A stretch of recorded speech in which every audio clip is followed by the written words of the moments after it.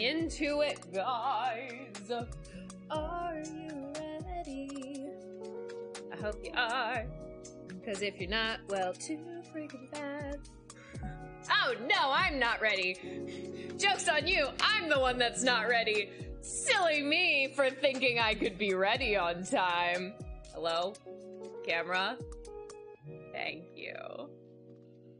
What's up, everyone? How we doing today? How we doing today? I hope we're doing good. I am starting to feel very exhausted. I have been kind of working myself ragged because I have a lot of things I want to do and not a lot of time to do them. But that's okay. We'll find balance eventually. But some quick good news. The entirety of my Cheshire Cat cosplay has arrived, so that's good. Silly Bunny, Trick Sucker for kids, exactly. Hello, PJs. Also, M4, congrats. I think you were first. Yes, you were first. Congrats on being first. Yeah, my entire Cheshire Cat cosplay came in, which is very exciting. I tried it on yesterday. Audio seems fine. Maybe you just need to turn it up. Oh, actually, it is lower than it usually is. Is that better? I did have my microphone a little lower than usual. Do we like that? We have non-alcoholic today, just some LaCroix. Because I was in the mood. But yes, my entire Cheshire Cat cosplay has come in. The corset is actually a little big, which is the exact opposite problem I thought I was gonna have, because I was so worried. Because it's one of those like corsets that's coming from like China, and I like measured myself and I was like right on the cusp between medium and large, and people were like saying in the comments like these run really small, like, you know, like when I laced it up, like the little, it's called a modesty panel. It's like the little piece of fabric in the back so that as your like laces separate, you don't see your back. It's like the modesty panel was like not even covering everything. So I was like, okay, well, with all these like talk of it being too small, if I'm on the edge between a medium and large, I should go with a large. should have gone with the medium, because when I tighten it like all the way, like it cannot go any tighter. It's still not super form-fitting. Like, it like fits, but it doesn't fit like a corset, you know, where it's like it's supposed to kind of hug. You know, it's a corset. And so I'm like, okay, that's a little disappointing. But that came in, and I just got my lipsticks that came in this today. Which that was like a last minute impulse purchase, because I was thinking about how I was gonna do my makeup. And you know, the Cheshire Cat is like famous for the smile.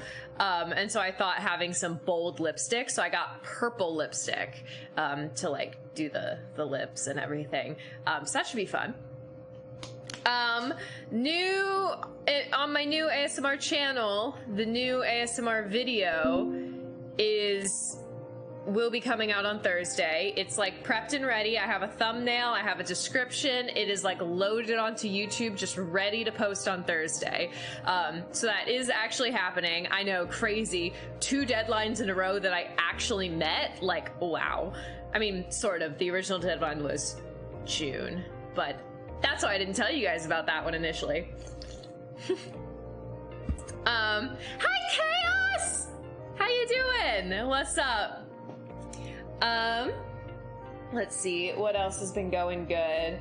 I mean, that's pretty much it. Just Cheshire Cat cosplay, and yeah, good. I'm glad to hear you're doing well. I am a little tired. I've been pushing myself to get a lot done, and the good news is I've been getting it done. The bad news is I'm tired. So we'll see what I can do. I did meet my backup deadline, which is why they exist. Speaking of pushing myself to do things that are difficult to do, I really want to try to finish this game today, which means we should probably get started, because I have a hunch that because we only have 1 year left of gameplay. I say this out loud, but you look tired. I feel tired. So yes, you are correct. And I'm not even gonna get that much of a break because my family's coming starting on Friday, which is like great. I get to see my family. That's awesome. But also it's not really like restful, you know? Like we're gonna be like going to the parks and stuff. And like, and now like every day after work, I'm like going to work and then meeting up with my family for like all of next week. So start within 15 minutes of going live. Who is this bunny? I know. I'm really worried about this taking forever though, and I gotta go on a run tonight, so. Okay, where's my game? There it is. Yeah, I really need to go for a run because I'm falling a little bit behind on my training plan for my half marathon. And you know, it's coming up in like a month and a half, which is not a whole lot of time. So I can't afford to be like slacking too much. Like a couple missed runs, whatever. But we're going on like week 3 of inconsistency. Not like no running, just inconsistency, you know? And so I gotta get on that, or I'm not gonna be able to run this half marathon, and that would be very sad because I would like to run it and not do terribly. I don't need to do like well, but I don't want to do terribly. Add ears, absolutely, and you get to see the pretty brand new ears with 2 bells instead of just 1. Okay, cool. We are good to transition. Wait, is Nem always there, or is that because I romanced her? I feel like this is because I romanced her. I don't think she's always there. Like, am I crazy?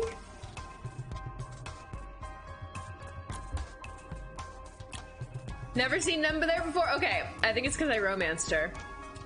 I'm so excited. I romanced Nem. Don't forget to take some time and take care of yourself. Yeah, I'm a little overdue. I mean, I took some rest this weekend, but also I was like pretty productive this weekend. And like, not to say that productivity and rest can't like coexist, But yeah. Yeah, it'll be good. And I will get like some rest this weekend with my family. It's just never like quite as restful as like just being alone, you know?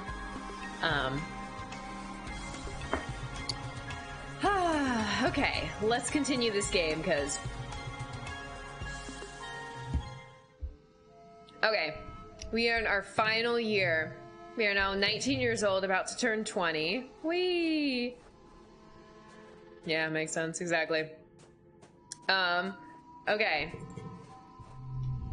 You spot your dad playing cards with two of the other agriculturalists. You don't recognize the game, but you watch your dad throw his hand and groan, then peel off his shirt and toss it into the pot.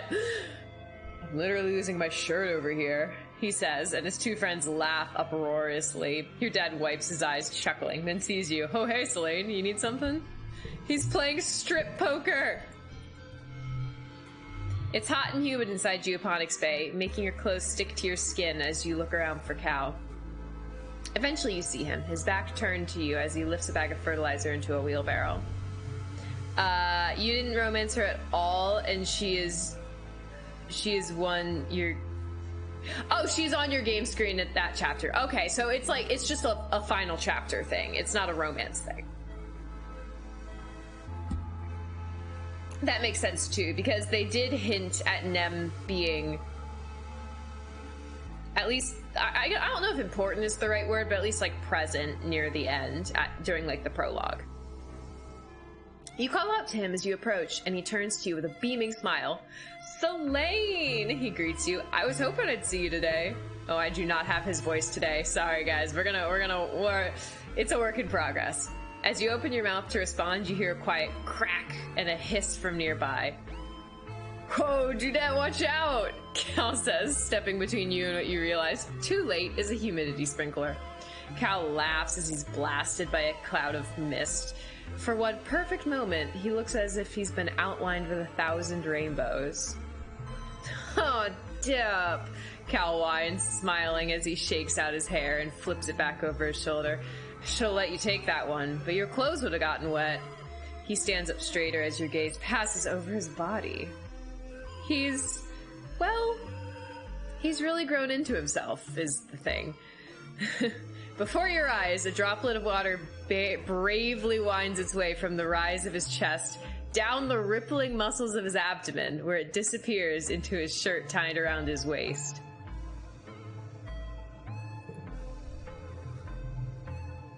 Cal tilts his head and his smile turns a little teasing. He flexes his bicep at you. Caught you looking. Oh my gosh.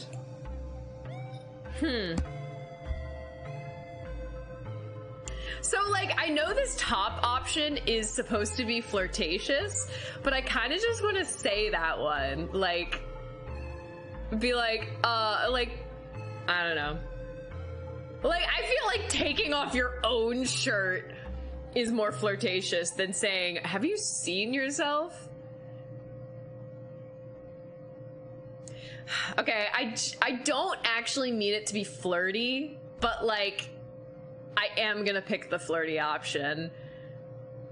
Because I just feel like... I don't know, I just feel like that's the right response in this case. Cal's face goes completely red as he laughs and drops the pose. Oh, jeez, Selene, he says, ducking his head. You can just barely see the edge of a smile. You can't just say things like that. He scuffs the dirt, rubbing the back of his neck bashfully. He starts, then laughs again. His smile turns soft. I like your hair. It's really pretty. Dude, you don't have to replay the compliment. It's okay. You really caught him off guard, but he doesn't seem to mind. Cal leans in. Can I tell you a secret? He asks. I'm not actually too hot in here. My enhancement means I'm always the right temperature. I don't even sweat. I just like taking my shirt off. Like beating the crap out of each other and playing soldiers isn't the only way to get a rockin' bod, you know? Oh, you know really well. So he just doesn't sweat. Oh, he's temperature tolerant. It's a weird argument.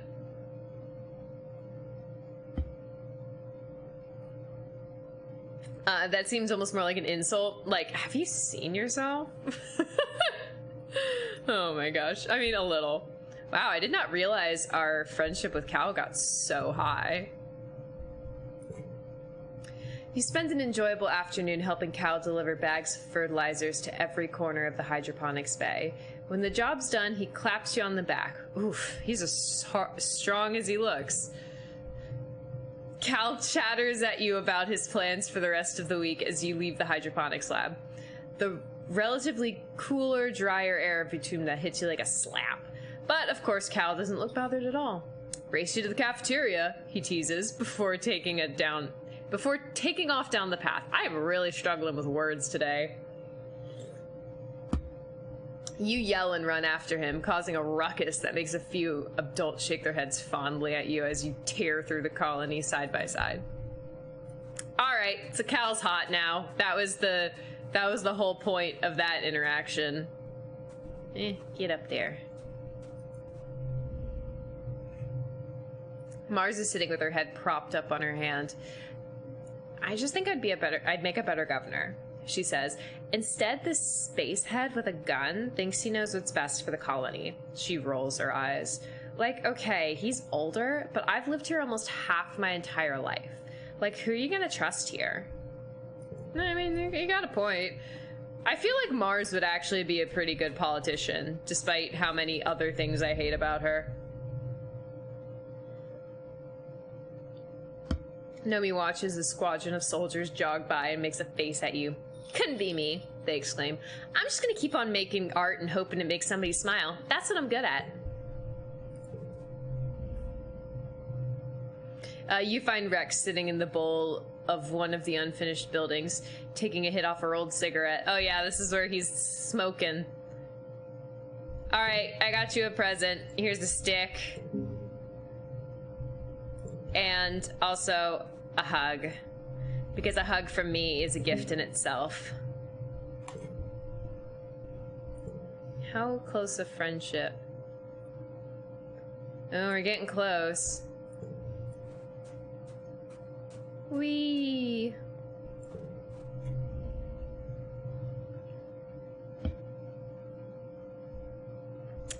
I think I've come to truly love this planet, Tang says, looking up at the sky. Certainly, it's at times uncomfortable, or even dangerous, but... She smiles faintly. I have such wonderful visions of what it could become. Do we know her augment? Oh yeah, reduced sleep. We learned that one a while ago. Nam! Yay! There's still a lot to do before sundown, but if you need me, I'm here. What? It's early quiet. Do I have something for you? Not really, unfortunately. I don't even want to talk to him anymore. Ooh, but I can challenge him now!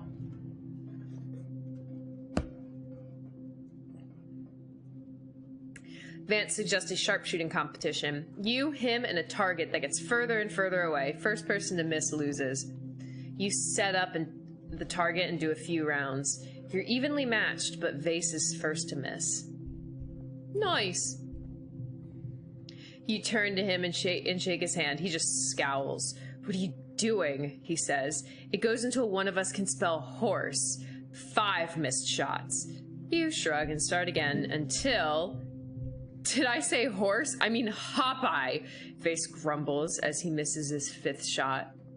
It doesn't matter how long the word gets, though. You win soundly. He's forced to concede that, at least today, you are the sharper shooter. Haha, suck it, Vance. Or Vase. Whatever the heck his name is! I don't even care to know.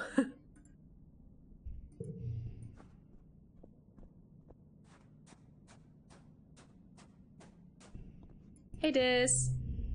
Who dis? You spot Dis returning home from one of his long expeditions. He's covered in sweat and grime, his hair matted to one side of his head, but... Excuse me. He looks happy. More happy than you thought he could be here. Hey, Slane, Dis says, jumping out of the transport and giving it a fond smack on the roof. What did I miss? How close am I to Ooh, friendship 90. I must have, like, just gotten the next... Well, let me give him a gift. Does this interest you? I know it does. Okay.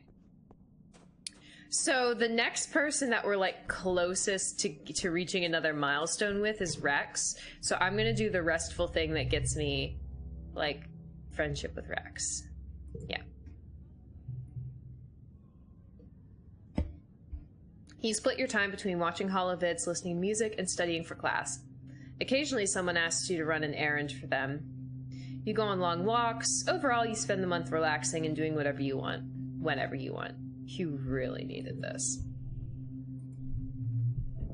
Okay.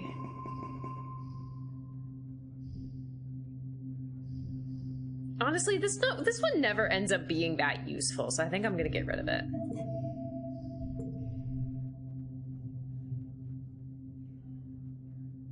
As usual for this time of year, your dreams have been more vibrant and invasive. You have trouble distinguishing dream from reality during the day, and you dread falling asleep at night. Huh? How did that hop guy get in your bedroom? Oh, definitely follow it! You chase it out your balcony door and find yourself on a thickly wooded path, the mushwood pressing in close on every side. The light is weird here, pink and glittering, casting teal shadows. The hop-eye disappears down a hole in the ground, and without thinking, you dive after it. Oh, classic Alice in Wonderland, squeezing your shoulders to fit through. You tumble into a cave, beautiful and surreal, shimmering with light that seems to come from within. When you take a step forward, granules of pink sand crunch underfoot. The cave opens out to a forest that seems lifted from a fairy tale. The sunlight beams through breaks in the trees, illuminating a path of mushroom-ringed stepping stones that lead you to a small cottage. You spot the hop-eye hurrying farther down the path. Oh. Oh, no. I think I want to keep following the hop-eye, even though I'm really curious what this cottage is. Past the cottage is a field dotted with hunched-over figures. You watch them tend the crops with simple robotic motions, not caring as you tromp through their work.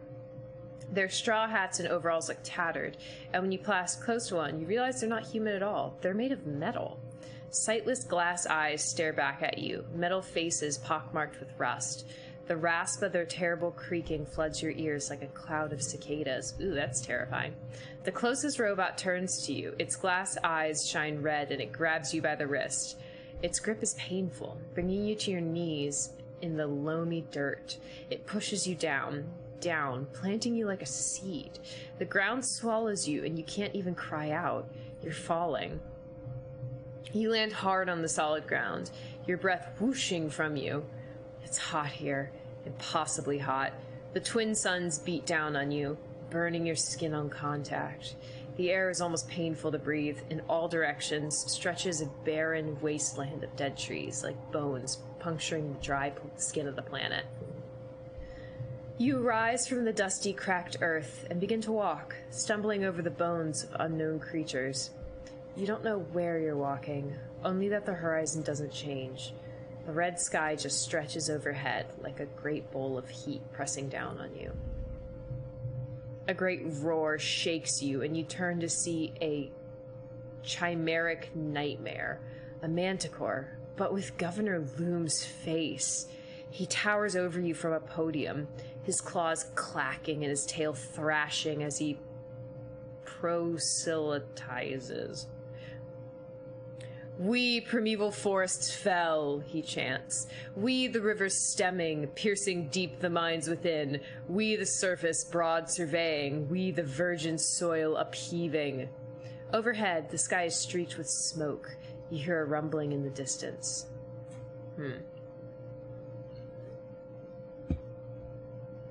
Do I run or do I stand to face it? I want to run. You flee from the scene, feeling the memory of it cling to you as you push and claw through to another reality. You stumble forwards into a dark, glowing forest. Blessedly cool air brushes your cheeks, thick with moisture and making your face wet as if you've been crying. The pathway wends upward. Wends? Wends upward, flanked by humanoid figures carrying candles. Some are wearing robes, some armor, some lab coats and envirosuits and formal wear. Some are elderly, some barely 10 years old. All turn to look at you, and you realize with a jolt, they're you. Every single one of them is you. You see yourself reflected in their eyes as they gaze upon you dispassionately. A line of possibilities stretching out as far as you can see. The hop-eye crouches between the ranks and gazes solemnly as you pass. You walk steadily upward, feeling their unflinching gaze follow you. Overhead, the wormhole hangs in the sky like an overripe fruit, bending the heavy branch of space and time towards you. It's so close, you feel as if you could touch it. You stretch your hand out, seeking. You wake up. Did you do drugs? Nah, she's just having trippy dreams. Insomnia. Oh no. Mental skills reduced by 1. No. Milky quiet sunlight pours through your window. Flakes of bromide snow piling up against the glass. You feel as tired as when you went to bed. It's your birthday! Yay! You're 19 years old. Only 1 more year as a teenager. Wait. Okay. So I just turned 19.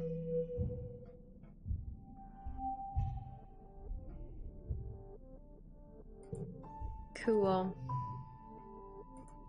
Do we have anyone whose birthday is mid-quiet?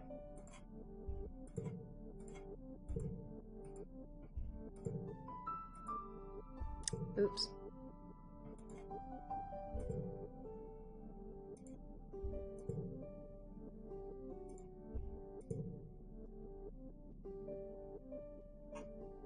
Okay, not that we know of.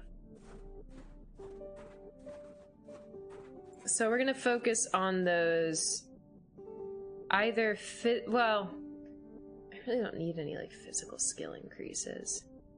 So we're probably gonna focus on the communication ones. Tang is asleep at her desk, her head pillowed in her arms.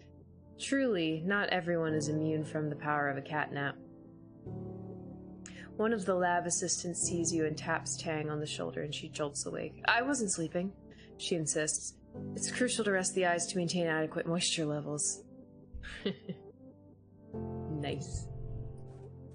Also just checking really quickly what my options were here. I might just study humanities, creativity and persuasion. Like, I like that. Biology and empathy. Okay. Engineering and creativity. Okay. I still gotta go talk to people, but I think I might come back. Nah.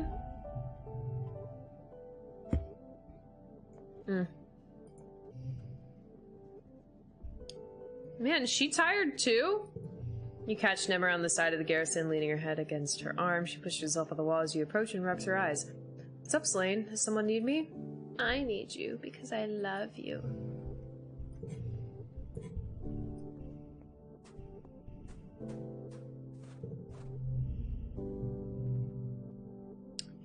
Oh, he's smoking again.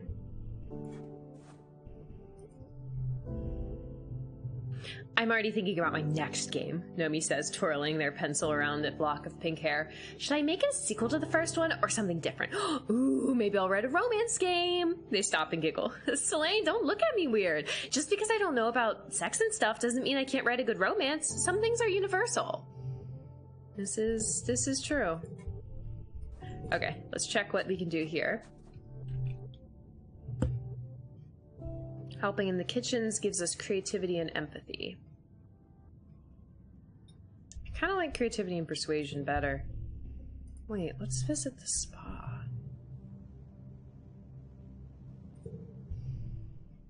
Oh, that's where I can forget memories. Okay.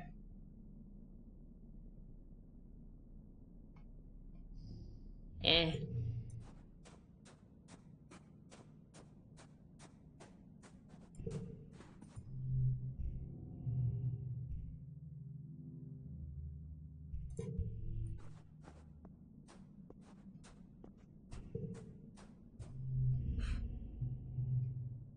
Mars is talking to a sharply dressed soldier. You watch her lean in and brush a bit of lint off her uniform, looking up with a flirtatious smirk. You cough and Mars sees you. She straightens up and gives you a businesslike smile. "Hello, Selene," she says. "Verbena and I were just talking about how the soldiers' quarters are starting to leak.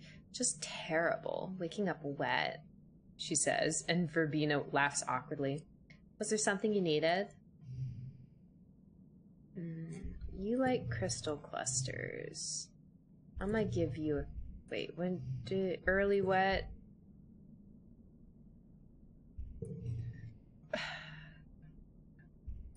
Let's give her a crystal cluster. There you go.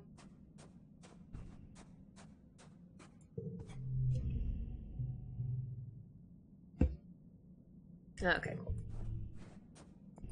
Hey, Dad. Cool. I wanted to see what my options were here. Tending the animals. Empathy.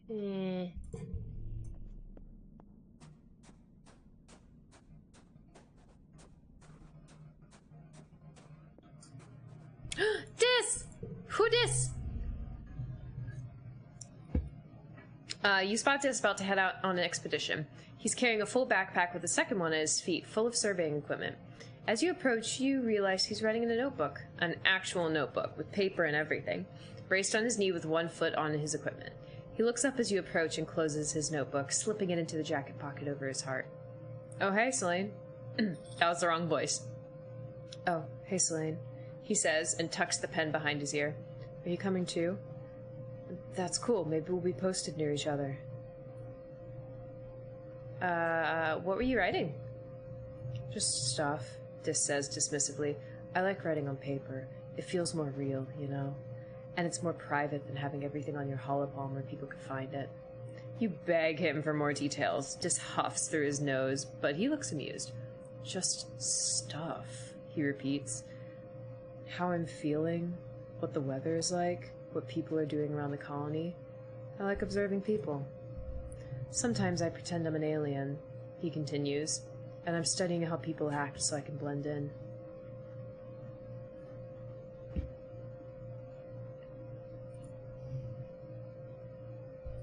"Can I see?" Dis thinks about it for a second. Okay," he says, taking a notebook out of his pocket. He wraps the elastic that keeps it shut around the section at the back and hands it over. "Just don't look at the back half. It's private." "What's in the back half, Dis?" You flip through the first half. Like Dis says, it's mostly mundane notes about things that are going on in the colony. Who's going where on expedition, what they're serving in the canteen, various snippets of gossip. There are several pages of sketches, what look like the diagrams of the colony buildings and walls. You're surprised. You didn't know Dis could draw. I really want to go for the secret section. We're gonna do it. You snap the elastic off the forbidden back half and Dis shouts and tackles you, fighting for control of the book. He wins eventually, but not before you catch a glimpse of what's within those pages. Sim's face stares back at you, beautiful and alien. Dis has rendered him in exquisite detail. Dis has got a crush on an alien. Oh no, to friendship. Oh, was it worth it? Dickweed. Dis mumbles, shoving the book back into his jacket. "Leave me alone if you're just gonna tease me." He stoops to pick up the surveying equipment as Utopia calls for all hands on board to the expedition vehicles. Then he's gone without another word. "I'm sorry, Dis. I had to know. Can I at least... Oh, I can't even give you... Okay. I don't think there's anything I want to do. Yeah.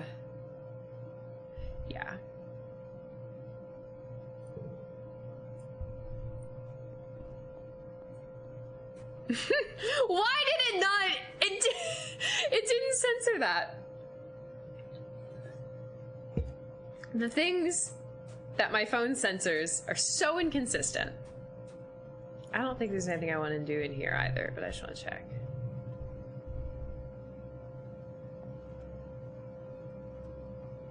Yeah, no.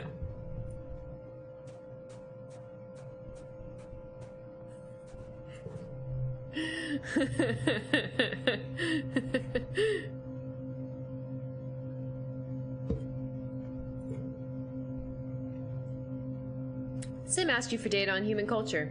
Television shows, music, books, things like that. You have unlimited access to Congruence's media archives through your holopalm, but for Sim it will be a little more complicated. You'll need to find a physical storage unit with enough memory to contain a chunk of the holo archives. Let's steal one. The robot workshop would be a good place to look. You sneak in, nobody around. Good. You rummage around until you find what looks like a portable holo unit in a drawer, then find a port in the wall and plug it into. An interface pops up with the options to copy data onto a tiny drive. Perfect. You start by carefully copying your favorite vids and games, then realize there is a ship ton more room on this tiny device. You sweep in several thousand more vids, as well as the entire contents of the school's Learningpedia. As you slip the unit into your pocket, Congruence console above you suddenly flickers up and lights up. Congruence seems amused. She doesn't sound an alarm, although you know you shouldn't be in here, but asks in a neutral voice, "What are you doing in here, Selene?" "I needed this holo unit for school." You casually take it back out of your pocket and present it to her. You tell her Professor Instance told you to come get one and put some data on it. You're studying old Earth media in humanities. Congruence actually believes you, you think. It's hard to tell since she has complete control over her facial expression.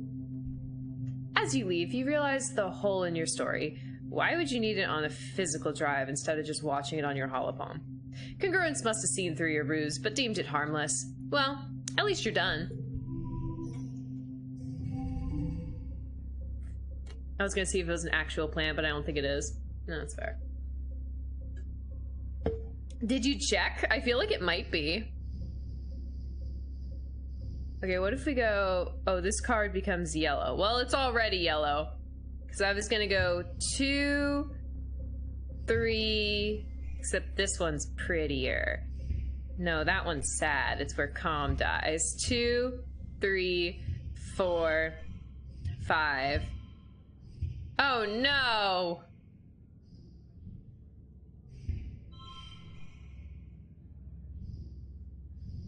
Okay, alternatively, we work backwards. 8, 8, 7, 6, 5. There we go. 5, 6, 7, 8, and then that one gets lowered, but it's still pretty good. I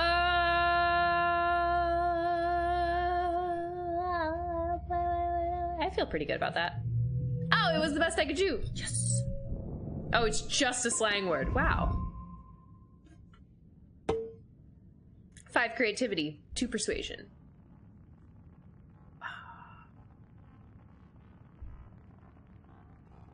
Gosh, both creativity and persuasion are getting pretty close. I might need to do that one again next month. Duckweed is a thing. That's fair.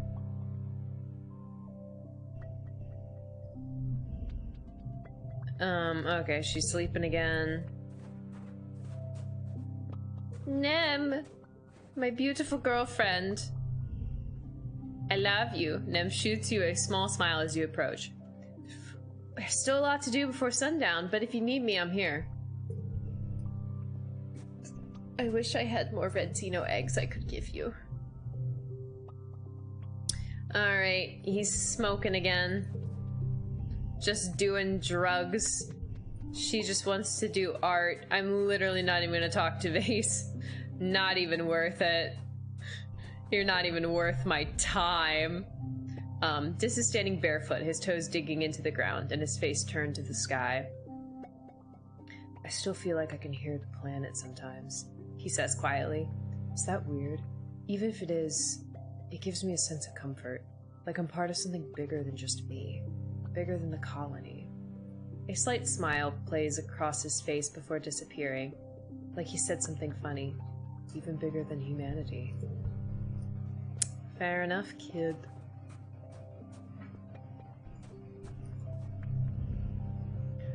Oh, yeah, okay, she's flirting.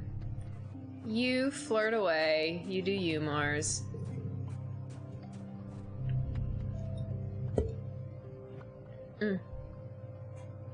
Cal is sitting on the garden fence, his feet laced through the slats as he balances a container of cut-up potato on his lap. Hey, Slane, he calls out. Time for a break? Come on over here. Help me finish this. He skewers a piece of potato on his fork and drives it towards your mouth. Beep, beep. Open up for a timely reminder that we've made ourselves a part of this planet's ecosystem and have to deal with the consequences. Okay.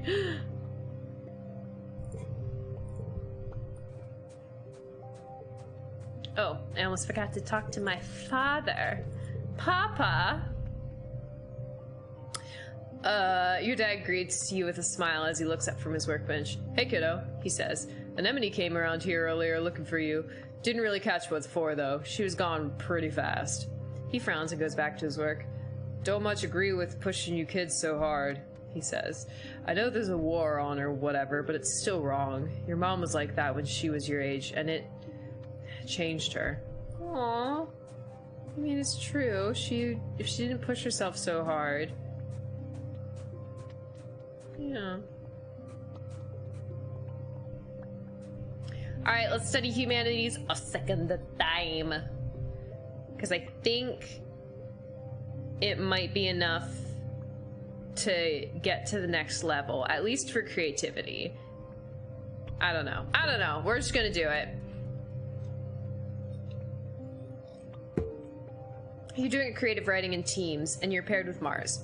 You wish it was Tang. She always does so well on these. The theme is Earth's natural environment. Mars takes the topic at face value and wants to write about how beautiful everything was on Earth, with blue skies and green plants everywhere, and huge oceans that went forever. It always looks gorgeously in the carefully staged movies you see it on holovids. Learning about Earth or run with Mars's idea. I want to write about climate problems. Mars wants to write about Earth's lush forests and deep jewel-like oceans, but you stop her. Wasn't Earth basically on fire when your parents left? You decide you should spend extra time researching how things really were. You've heard the basics from congruence, but what was it actually like? You ask her for all the information she has on the ecological collapse of Earth. Well, congruence replies, first, carbon emissions trapped the heat of the sun, which raised the global average temperature. You ask her to stop so you can look up carbon emissions. Then she continues. So, the polar ice melted and the oceans rose and became too warm to sustain life. Mass weather disruptions caused grassland to become desert. Then the bees died, and so did everything they used to pollinate. Food instability caused wars to break out. By the time your parents left Earth, everything was essentially either underwater, on fire most of the year, or irradiated. Wow, that's rough. Learning all this stuff stresses you out. All of that just because people wanted to drive in cars and own lots of stuff made in faraway places and have big families and keep their big houses the same temperature all year. And all by burning dirty mud they dug out of ground. Could this happen here too? Probably. You're too bummed to present your findings, but Mars steps up. She's an excellent orator, though she does get some of the facts messed up. You don't get an amazing grade. Mars accepts this with grace, but still thinks she would have done better if you'd gone with her idea.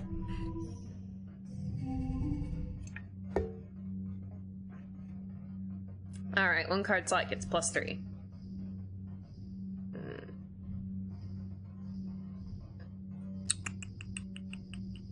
Okay, I'm trying to see if we can get a straight of some kind.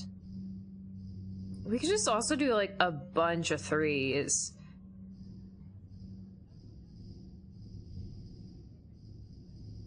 Because if we like boop, boop, boop,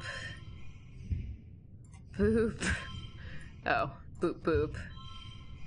Yeah, okay, I don't like that. Okay, okay.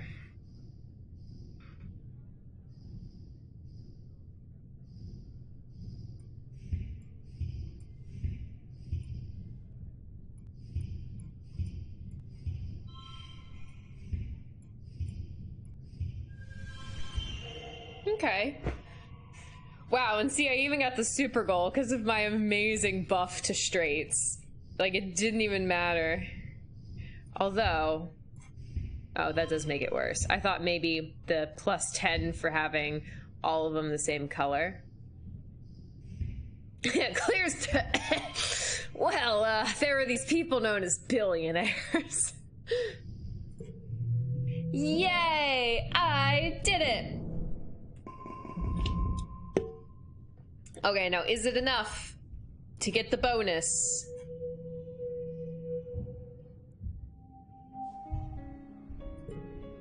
No! I must be like one away.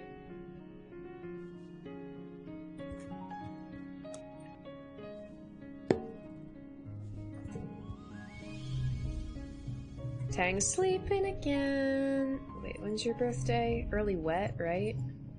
Late wet. Okay.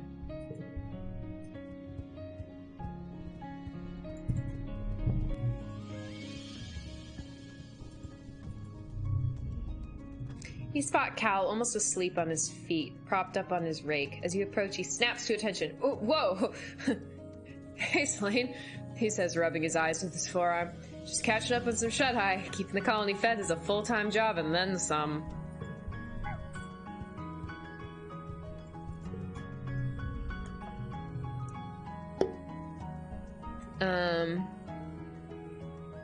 Nomi is perched up on a fence, swinging their legs as they watch the colony life go by.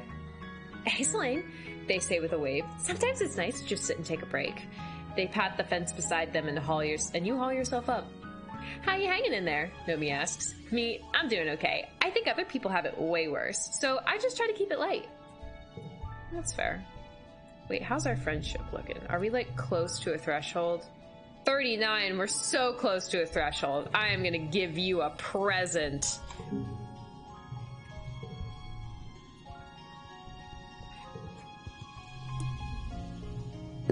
Also, I kind of want to give you a present too. Boober fruit.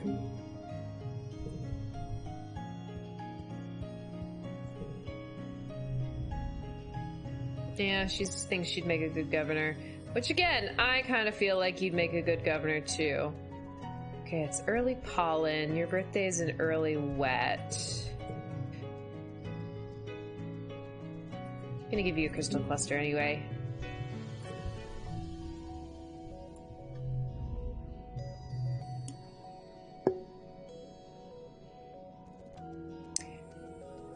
Rex is as Rex always is, flitting around from task to task and not letting stress get to him. He gives you a jaunty wave as you approach.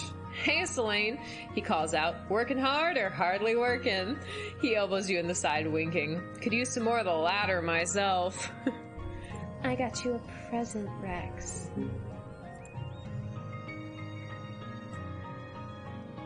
I remembered his birthday!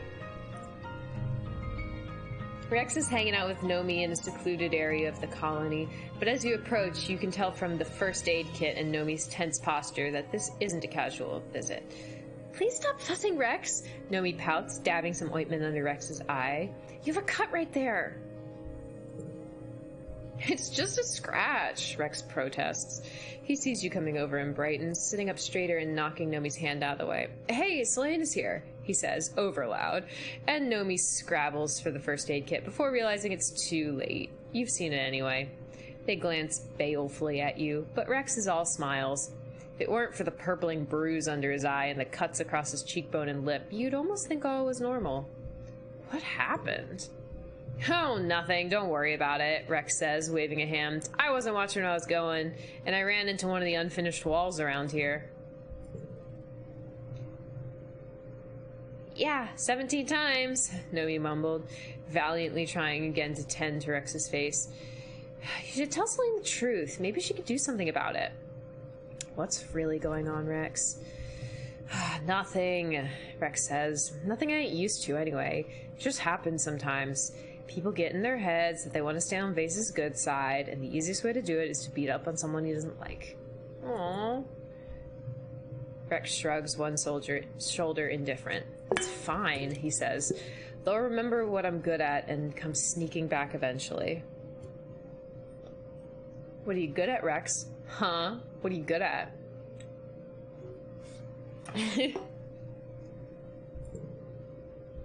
It's getting worse, though, Nomi adds softly.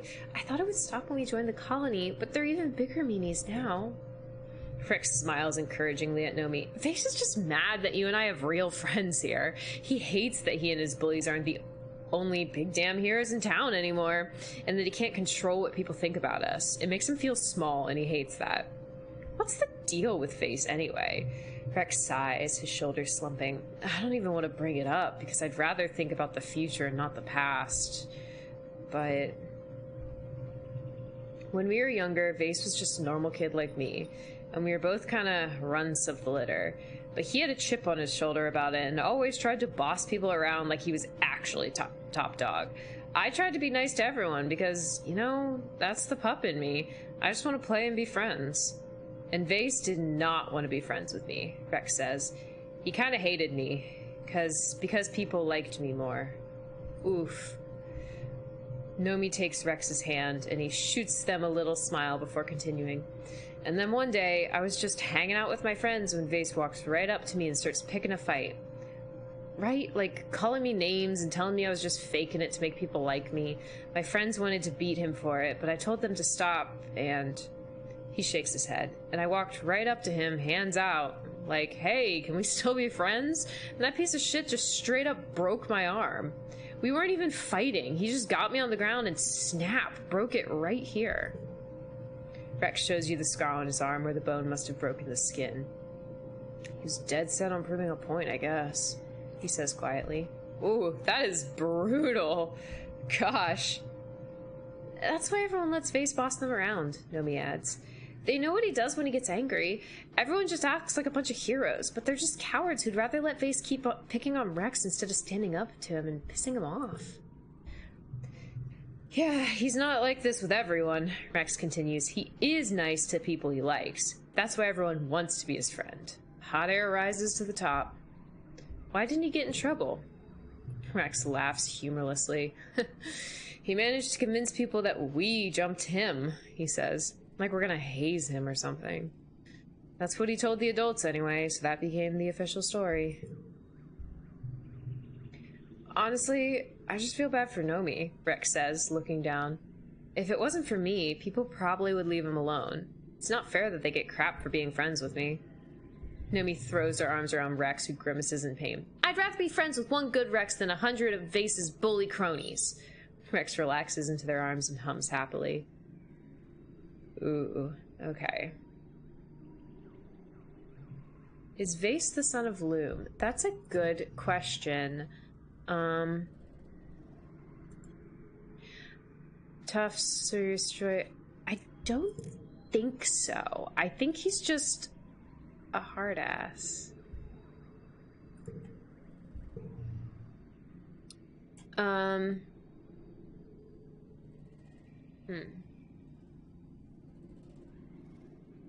You know, genuinely, I think Rex is kind of past this. So, I think I'm gonna say it's better to keep the past behind you. Like, well, like, I want him to know that I support him, but also I, like, genuinely feel like it's not beneficial to anyone to bring this up. Just like, you know, Vase is just a bully, and Rex is too good for him, you know?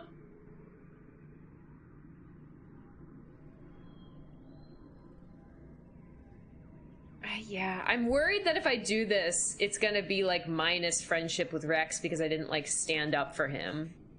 But I genuinely think that's the best option, so we're gonna go with it.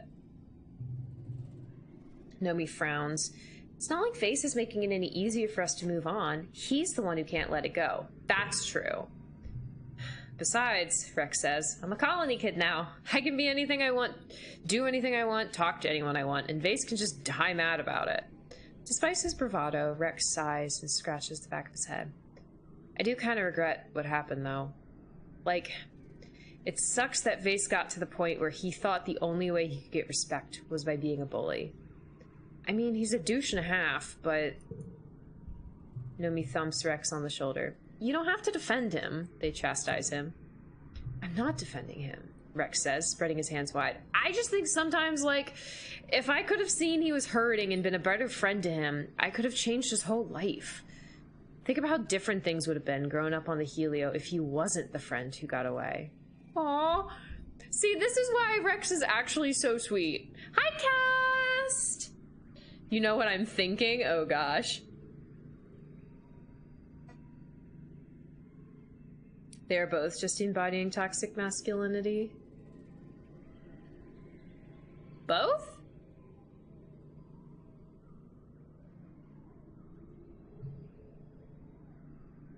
Huh. Rex musters up a smile. That's why I try not to let it get to me. It doesn't matter what Base does to me. You can't hurt somebody who chooses not to feel pain. He's gonna get his fool-ass kicked someday, and I'm still gonna be right here. He reaches out and takes your hand, and nobody takes your other, so the three of you are linked. And I have everything I need. See, that's like so sweet. He's just so sweet. Okay, wait, who have I already talked to? Did I already talk to Nomi? Okay, she wants to make another game. I think I already talked to Cal. Yeah. Okay, wait, I already talked to Cal. I gotta go talk to Dis now. Hey, Dis! Dis is standing barefoot. Oh yeah, he can hear the planet. Do we know when your birthday is? We don't know when your birthday is. It's probably not this month, because somebody already has a birthday this month. Oh, Lumen Vase! Yeah. That makes sense. I was like, how are you getting Rex with toxic masculinity? But yeah, no, both Lumen Vase. Dictator hugged the phone and said hi. Hi, how you doing? He showed you his favorite car of the moment. Oh, I'm sure it's a wonderful car. Amazing. Fair warning, this game does have some cursing in it and strong themes, potentially. But yeah. Alright, he's hello, Pumpkin. Your dad says, slinging his arm over your shoulders. How are things going with you, Anemone? How are things going with Anemone? I know you're kind of age where you don't want to tell your old man nothing, but I hope you know you can always come and talk to me about stuff. It's the night bus! I know exactly the bus you're talking about! Oh, that's awesome! That is a cool car. That's a very cool car. Alright, I think we're gonna do the humanities study one more time in a row. Oh, excuse me, I had a little burp there. Because I feel like I'm really close to getting to the next, like, buff with both persuasion and creativity. And that's, or not persuasion. Wait, yeah, persuasion. Persuasion and creativity. Yeah, persuasion and creativity. Yeah, okay. I don't know why, but he really likes your laugh. Oh, that's so sweet. I love it. Okay, Congruence tells you that day you'll be learning about the history of capitalism on Earth.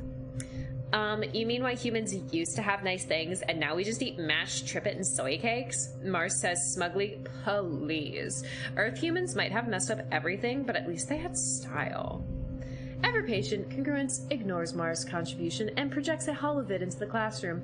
A solemn woman in weird clothes identifies herself as Haven Constance Odenheim, an educational designer from the Vertumna group, and tells you that the following experience has been created specifically to teach you, the third generation of the group, about the largest contributing factor in Earth's destruction, capitalism.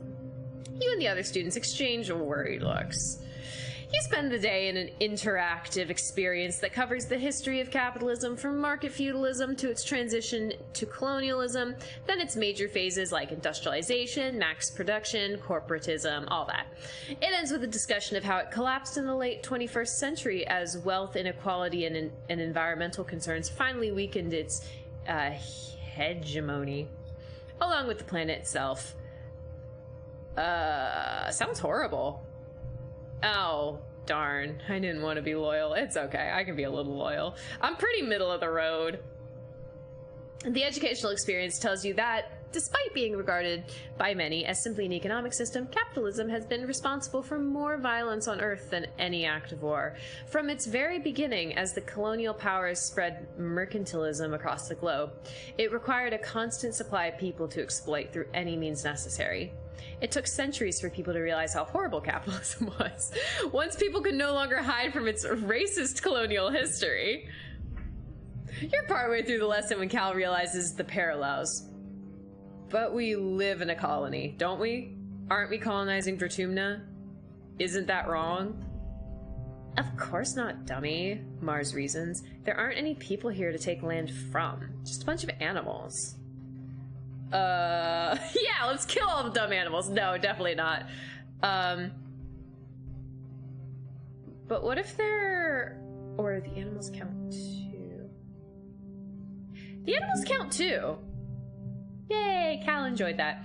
Cal nods in agreement, but Mars is not impressed. I squashed a Dorbs moth the other day. She retorts, are you gonna put me in the future jail for money crimes? Yikes, Elaine. You should just lock yourself in the room if you're so worried about hurting the environment. Okay, it's just a slight difference. Tangent watches this exchange silently, but turns her head and doesn't meet your eyes when you look at her. Interesting. What are you thinking about? Oh, you would be a capitalist, Mars? Exactly.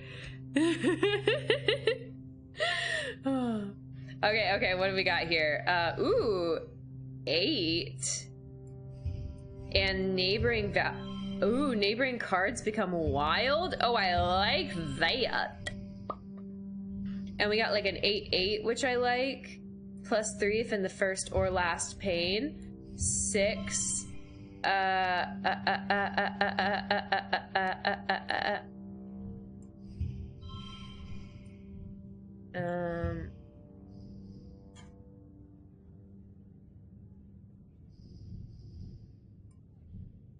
wait, wildcard matches as pair or straights. Oh, interesting. So we could do like...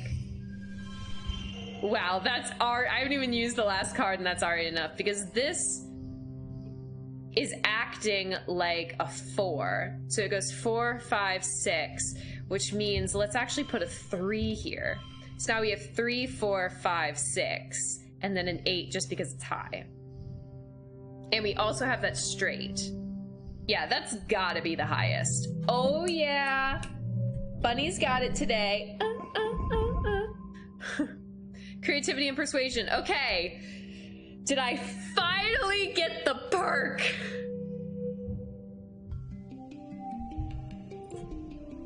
Yes! Small skills bonus. Oh. 5% chance to gain 1 extra skill. Lovely. So nice. Okay, not sure that was worth all of that effort, but it's fine.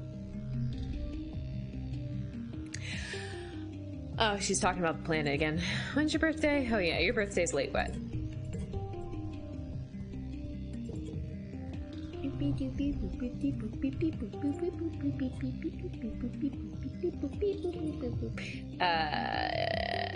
Cal is standing in the middle of the garden looking out towards the wall with a critical eye. Almost 9 years here and we still haven't figured it all out, he says, then sighs. I tried, Selene. I really did. I still think there's hope for peace with the aliens. I just wish other people thought so too. Some other people think so.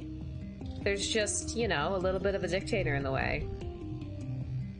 Nomi takes off their Vert space helmet and gives you a sunny smile. Hey Selene, they exclaim. Do you want to play Laser Fable? We gotta be careful because people get weird when I'm running around shooting things, even if it's imaginary. But if we go around in the back of the geoponics, it's usually okay. Okay, girl. Hello, puppy boy. Rex claps his hand on your shoulder and looks at you with a serious expression. You gotta take care of yourself, Elaine, he says. Unwind with me a little bit. It's all good over here in Rexland. Hugs incoming! I gave him a hug.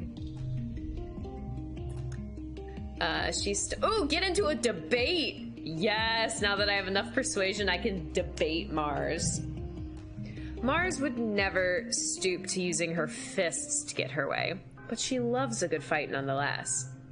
You ask her what she would have done differently if she'd been Captain of the Stratospheric when you landed, and her eyes go wide. She launches into a laundry list of shoulda wouldas, and whatever she says she would have done, you offer reasoning for why it wouldn't have worked.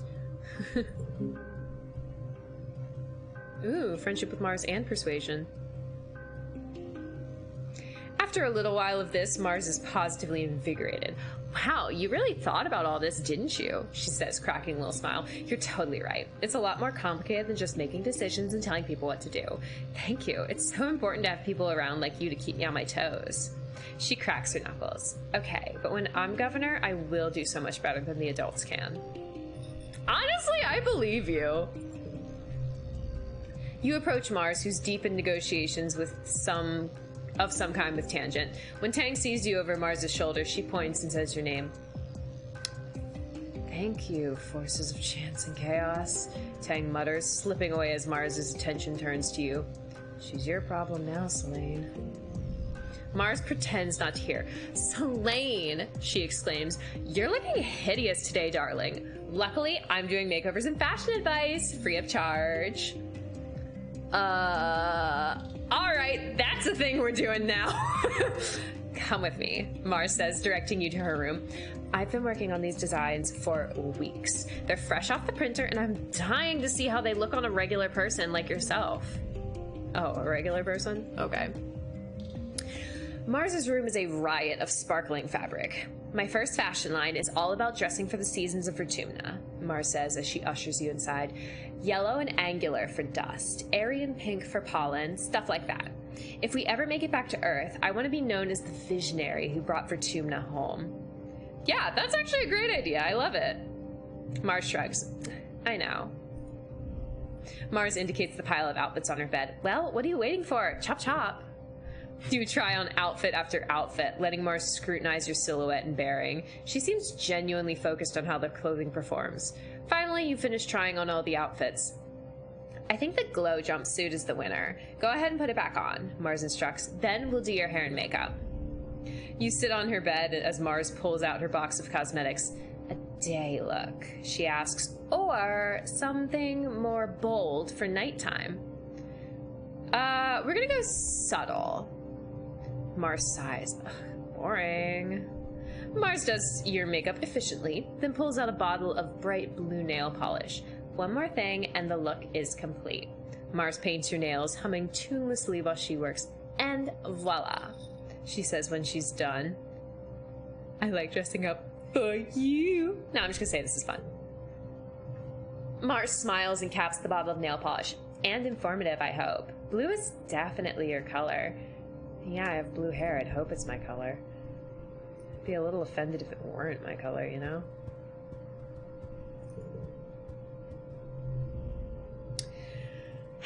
Your dad is sitting on the fence overlooking the animal paddocks, chewing on a piece of grass. Oh, hey, Sugar Bean, he says, patting the fence next to him. Come take a look at the wild, dangerous aliens. You watch the float cow bob along peacefully. Every so often, one of them releases a jet of liquid and floats up in the air. Your dad laughs every time. Gross, he says, but I guess not much more weird than when we used to drink milk from cows and goats. I mean, you're not wrong. Hey, Dis. Dis is standing barefoot, his toes digging into the ground, and his face turned to the sky. Oh, he's doing the whole, like, I can feel the planet. Alright, let's see if it's your birthday.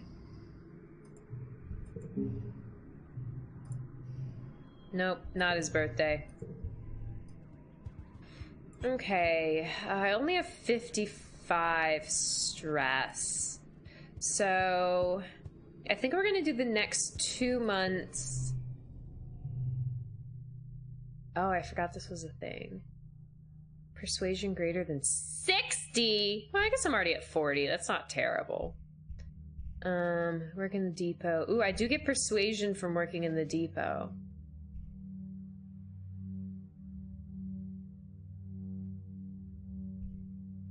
Alright, let's work in the depot.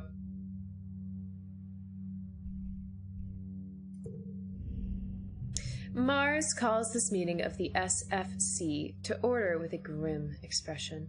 I cannot just stand by while Governor Loom ruins everything we've built here. she says, clenching her fist on the table. He might know how to hold a gun, but he doesn't know how to lead a colony. From now on, this club is going to focus on getting Governor Loom out of power and getting someone competent in. We have from now until Virtumnalia to somehow convince the other council members that he's gotta go. I agree, Cal says, and everyone turns to him in surprise. What? He continues defensively. Loom's a jerk. All he cares about is killing animals, and it's better for the whole planet if he's gone. Mars steeples her fingers. But the question is, who would we get to replace him? Obviously, I think I'm a great candidate, but I'm willing to consider other options. I should be governor. No, just kidding. I mean, it's true. Literally anyone is better than that guy. But honestly, I'll support Mars. I do actually think she'd be a pretty good governor. Like, yeah. Cal looks worried. No offense, Mars, but are you really going to stop the soldiers from killing the animals? Look, Cal, Mars says, spreading her hands wide. I don't want hunters going out and not coming back either. Maybe we can find a safer, more efficient way to deal with the animals, yeah? Sounds ominous. Cal doesn't look convinced. Mars gathers everyone close. So, the plan is we campaign in all the departments. Geoponics, engineering, the garrison, the quarters, explorations, and here in command. Try to soften up all 6 council members and get them on our side. Try to keep this one on the down low. Then, at the next Virtumnalia festival, we surprise the governor with a spontaneous council vote and replace him. He'll never see it coming. Okay. Getting Chief Administrator Seek alone is fairly easy. No one wants to spend time around them if they don't have to. You explain that you're intending to hijack the elections at Virtumnalia in order to dispose Governor Loom. The more you speak, the more it's clear Seek is already on board. Finally, they say, rubbing their hands together with a look of unbridled glee. I was waiting for everyone to realize what an imbecile he is. The man barely knows how to read. So, can we count on your vote? Depends, Seek replies. You're not the only person with ideas around here. I was planning to make a go at Governor myself. They extend their hand to you, rubbing 2 fingers together. Unless you can provide significant motivation to throw myself behind your cause instead. Are you asking me to pay you? You're not certain wants to be governor and is easily bribed is a great combination. But this is what you're working with here. Seek gives you a slimy smile. Ugh. I'ma bribe him. Absolutely, Seek purrs. You transfer 100 kudos through your holopalm to theirs. This is what I have the money for. Well, Seek asks, for whom do you intend me to cast my vote? Better be good. If you don't get majority support, Loom will come down hard on those of us who showed disloyalty. He may be an idiot, but he's an idiot in power. Mars. Seek's lip curls. Marzipan. They laugh. Well, I suppose she's a rather cunning politician, considering her age. Her materialism is a concern. Very well, I will support her. When the time comes, though, we will have to see what the rest of the council thinks, don't we? Oh no, I don't think I have enough time before Virtumnalia to get this done. Okay, what have we got here? A whole lot of 8s. We could, like, 8, 8, 8, 8, 6. Swap these 2. Slightly higher. Okay. That was the best I could do. That was easy. Alright, how's my persuasion doing? Not great. Oh wait, but I think I got the new perk.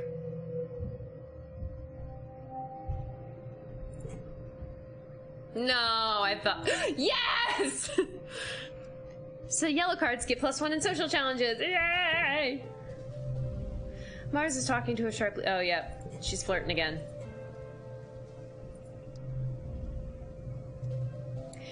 Rex slings his arm around you, knocking his head against yours. Another beautiful day in paradise, right? He says, voice light but dripping with irony. You doing okay? Taking care of yourself? You guys know I'm medium at taking care of myself. Okay, view the notice board. Okay. So, we've talked to Seek.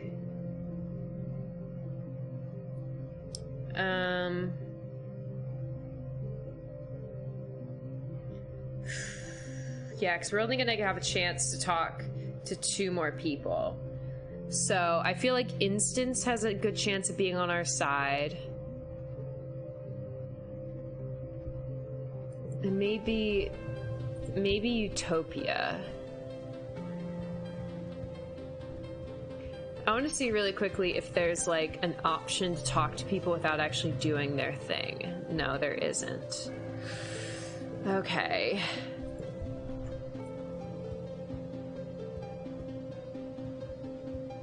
Okay, well let's talk to people. Hey Nomi. Okay, we already saw that one. I think I already talked to Cal. He's feeding me food. Food me feed. Okay. No, not even talking to Vase. Not even worth it. Let's spend some time together, baby.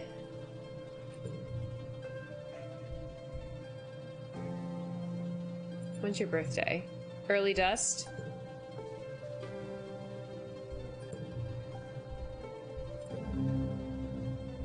She brings you up to the walls. Nem leads you to a place on the walls with a beautiful view of the wilderness outside. It's kind of pretty, right? Nem sighs, taking your hand and putting her head on your shoulder. You kick your legs over the edge of the wall. Oh, you kick your legs over the edge of the walls. It's too bad it's full of killer aliens, she mutters and rubs her eyes on your shoulder. I wish they would just leave us alone. I know. Me too, baby girl.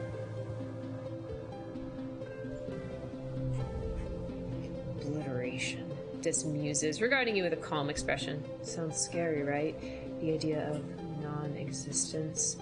He looks into the wilderness. I don't think so. If you're not afraid of death, total obliteration sounds wonderful. No more pain, no more drama, no more emotions. Just peace. Honestly, I can't wait. Ooh. Being a little emo there, this. Okay, he's playing strip poker. Okay. Let's try to get Instance on board. I don't think we're gonna have enough people to overthrow Loom, unfortunately.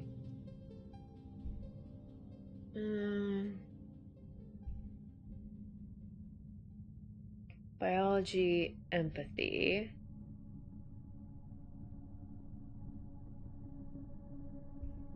Versus engineering and creativity. I want to do that one. Engineering and creativity. You're honestly pumped for your first day in the robotics lab. There wasn't enough room in the strato for a proper lab, so for most of your life you've been warned that the bots the colonies relies on, like the watering bots and the hoverlifts, will eventually all break down for good. With a fully functioning robotics lab, you should be able to keep those bots active for a lot longer. Plus, there's all sorts of unused bots in here. You look around in wonder at the wide array of chassis and shells. Maybe one day you'll be able to create new robots of your own. You can't wait to show off what you can do. Congruence is so relieved to have an assistant. Oh no, do I not get to talk to... Oh, I'm worried I picked the wrong thing and I won't get to talk to... Instance. Well, we'll see. Since Hal died, well, Dr. Instance is too busy to help, she says as you're setting up. Tangent sometimes lends a hand, literally, but she seems to be more interested in her own projects.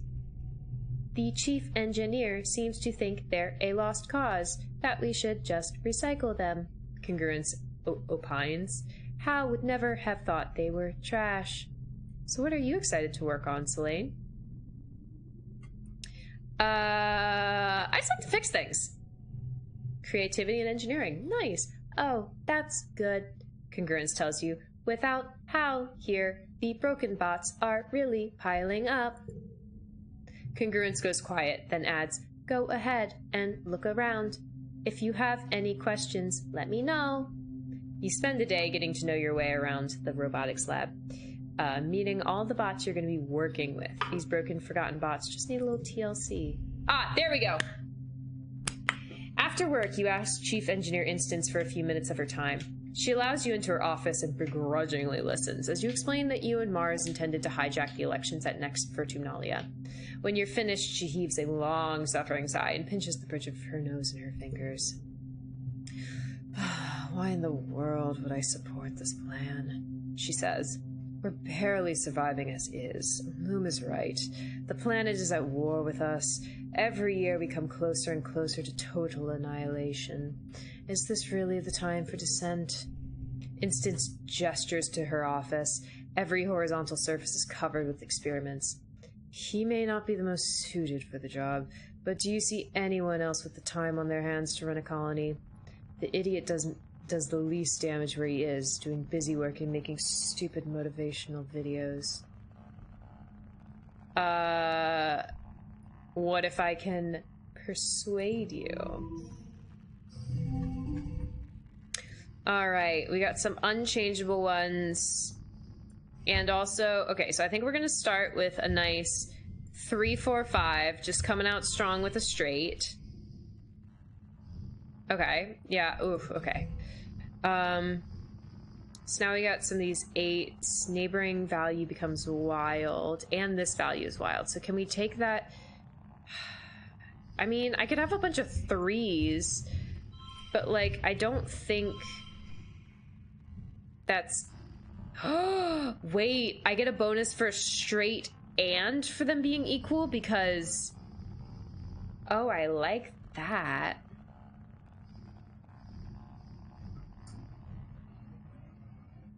I almost want to save that until the last round.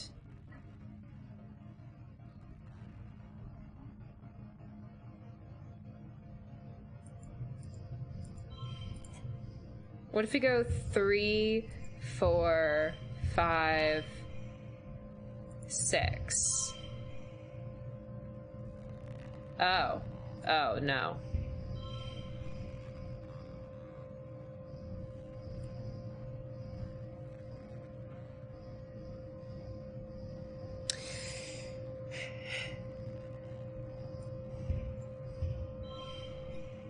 Okay.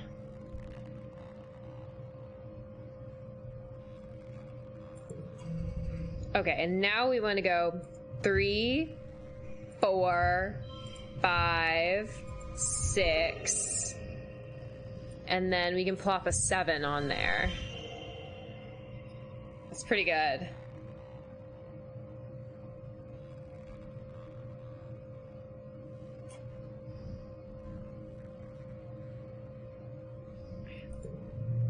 Oh my gosh, we could have gotten a 71? Dang. Instance hasn't survived this long under a hostile regime by being soft. It's hard to convince her that you have a chance to oust Loom, but she does like to win. And she appreciates a good game of 8-dimensional political chess. If you win the election and you convince her you will, she'll be free. Well, she says, sitting back in her chair, it seems that you may actually be cut out to be our next governor. You have my support. She gives you a stern look. When you strike, strike to kill, she says. If Loom knows I'm moving against him, he'll put me on the wall. Actually, I want you to vote for Marzipan. Instance stares at you for a long time, as if sizing up your mettle. Calculations go on behind her eyes. You can barely hope to understand. Good, she says finally. Tell her she can count on me. Okay, good. I'm starting to think I should have been the one to... Yeah. Oh, good. Goodness. Engineering, creativity, all that good stuff. Okay, I think we have one more chance. Early dust. Okay, it's somebody's birthday, and I never remember who. Okay, she's sleeping. It's not her, though. She's late wet. Is it your birthday? Nope, you're mid-dust. Is it your birthday? Early pollen, no, but I'm still gonna get you a present. You get a stick. And you get a hug.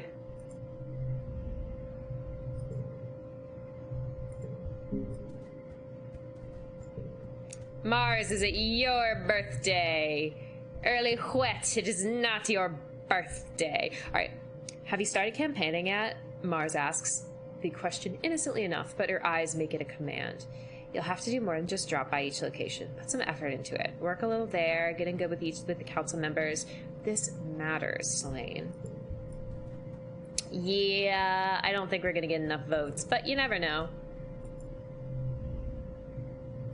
Is it your birthday? We don't know that it's your birthday. Wait, is it Dis's birthday?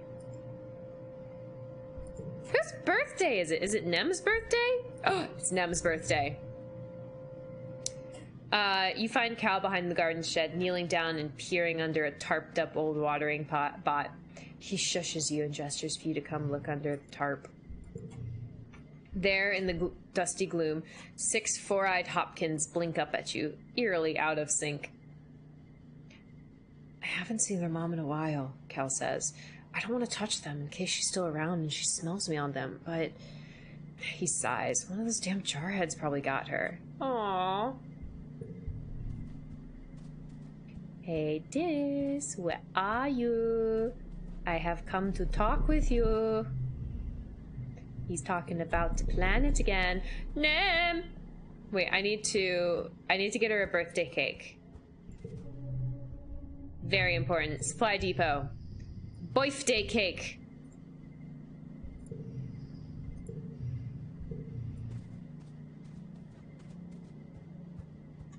She's my girlfriend. I must get her all the best things. I got something for you. It's a birthday cake. Yay! Okay. We're gonna try to convince what's her face? Utopia. I think Utopia is another one that we can actually convince.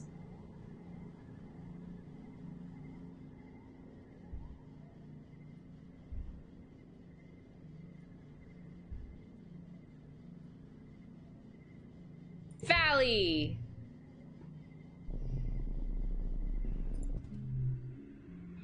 You managed to partner yourself with the chief surveyor herself on your next expedition. It's the perfect chance to talk to her about Governor Loom. But she beat you to it.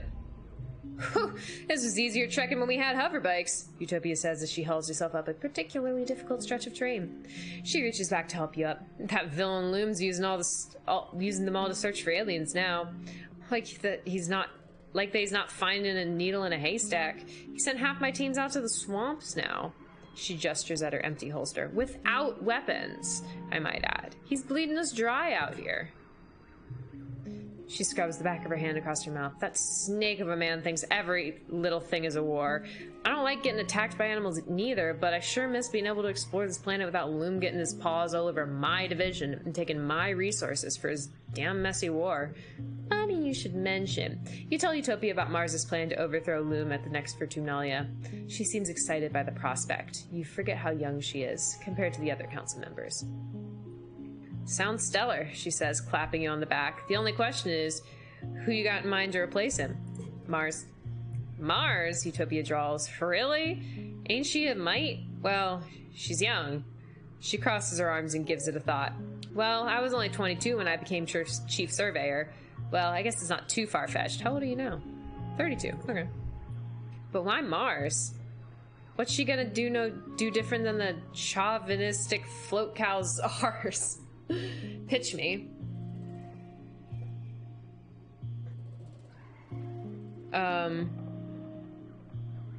Yep, persuasion challenge. Let me tell you what we'll do. It's an easy challenge, though. Random card. Value is locked.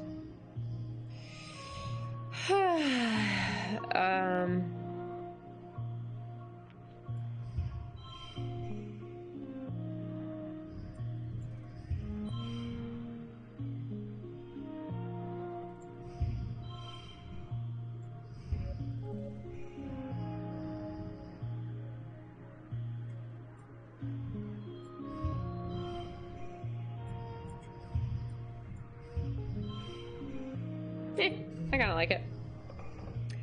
Okay. Value is wild. So... Gosh, I got a bunch of low cards. So what if we go 2, 3, 4, 1, and then we make them all blue? Okay.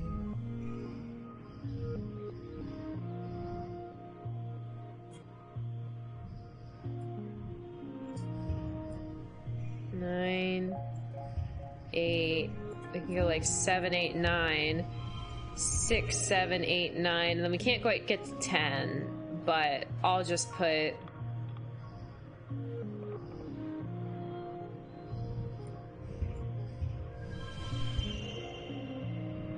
Okay. Huh, okay, that was the best I could have done. Fair enough. You and Utopia set out for a hard day's work serving. As you work, you explain your plan and how Mars will do everything she can to protect Vertumna once she's governor. Utopia listens patiently to your pitch for her vote, giving you ample opportunity to explain your position. By the time the second sun is beginning to set and it's time to head back to the transport, you've made a solid ally. Utopia slings her arm around your shoulder as you walk back. Here's a tip from one young buck to another.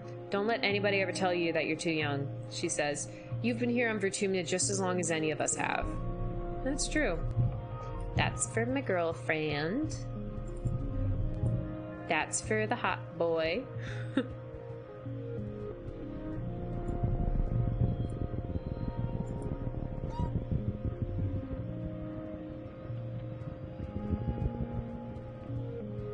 What? I thought you died.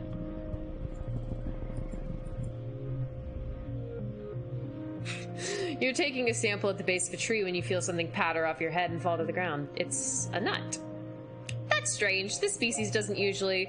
But you look up and your stomach lurches when you realize you've been being watched this whole time. A pair of familiar eyes peer down at you from the branches. It's Sim? He grins down at you. Well, well, well. If it isn't the little human. Have you come to visit me, Sugarbug? But I saw you die. Did you? He says slyly. You think I would remember that?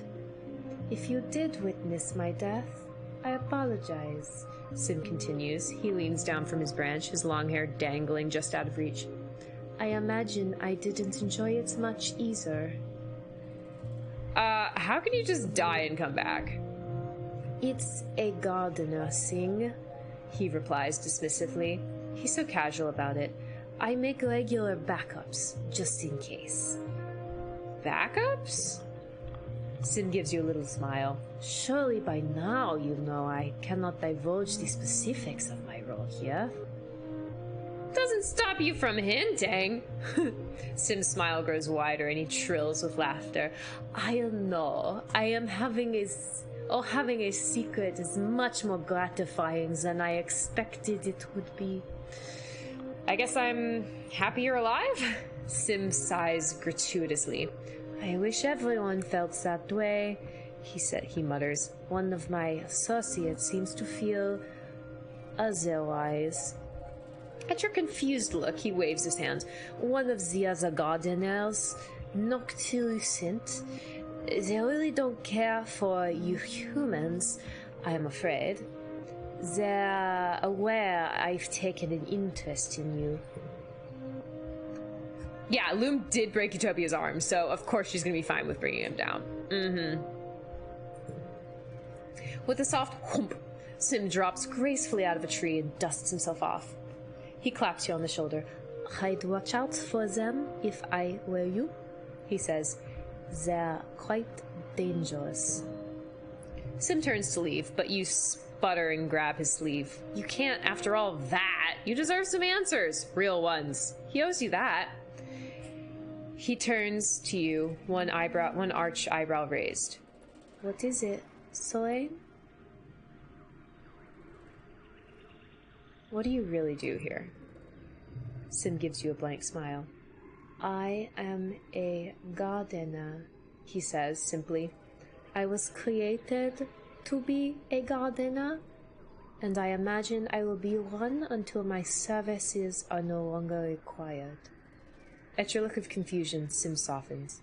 Humanity is so concerned with purpose, he says sadly. It's because you were not created for one, and you spend the entirety of your short lives under the impression that you need one. The concept of someone having a purpose must be seductive. He shrugs one elegant shoulder. My existence is simple. I act in the ways for which I was created. That is not an interesting answer for an individualistic species as yourself, I am aware. Perhaps we must both accept that it might be beyond the human capacity to comprehend. Are you really Sim? The one and the same, Sim answers, carefully prying your hand from his clothing. I acknowledge this is difficult for you to understand. He takes a deep breath, considering his words carefully. Humans have but one short window of consciousness, which encourages you to think of yourselves as individual points in the line of history. You are quite clearly not your parents, or your grandparents, or your unborn children. You are your own marvelous creature. He places his hand on his chest. I do not disappear when this form dies. I am eternal in a sense. I am all who came before. I am all who will come after. I am my own legacy. I am symbiosis. He tilts his head to the side, as if listening to something, and squeezes your hand. I fear I have said too much. I hope I can see you again soon, and that all may be revealed to you. Egg. Oh, a pedestal? Leave it. Not worth it. Oh! Did you bring what I asked? I did. Take a closer look at Sim.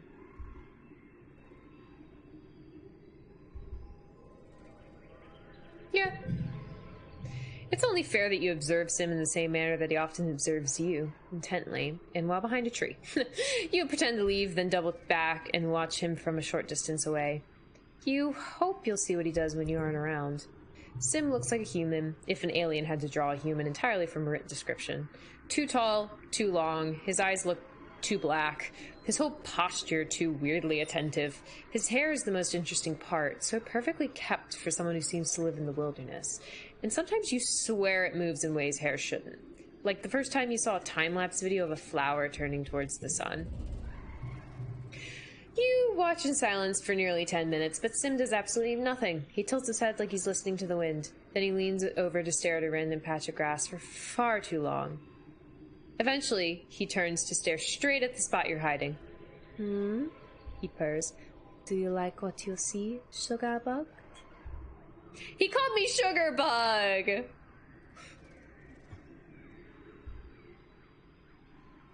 I feel so bad doing, like, the flirty answers when I literally have a girlfriend. But, like, he called me Sugar Bug. You're trying to romance Nomi your third playthrough, but they're very hard to convince. Nice. They do seem like they'd be hard to convince, not gonna lie.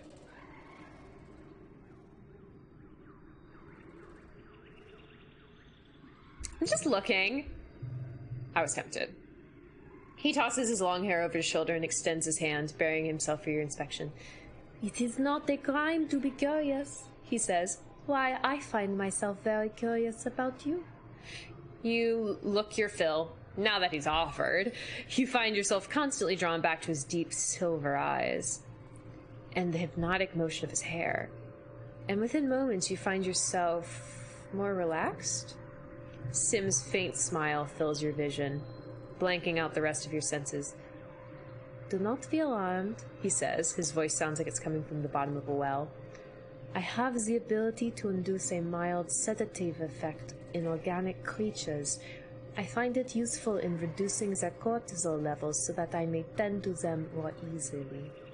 If you find it soothing, I would be happy to use it on you at your request. You simply have to ask.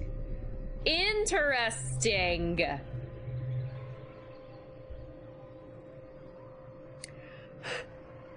Okay, I want to do all of these interactions now. I'm so interested in this. Look even closer. This time you catch them doing something weird and alien. You send a survey drone to follow him and watch through your holopalm as he heads into the forest. He comes to a still pond and crouches by it, staring intently into the water. Then, with a flick of his wrist, he snatches an eel from the depths and bites its head clean off. That was weird. Then he looks up at the drone and gives you a jaunty wave, as if you knew it were there all along. Wait, does Sim actually eat raw living animals? Or was he just doing it because he knew you were trying to catch him doing something weird?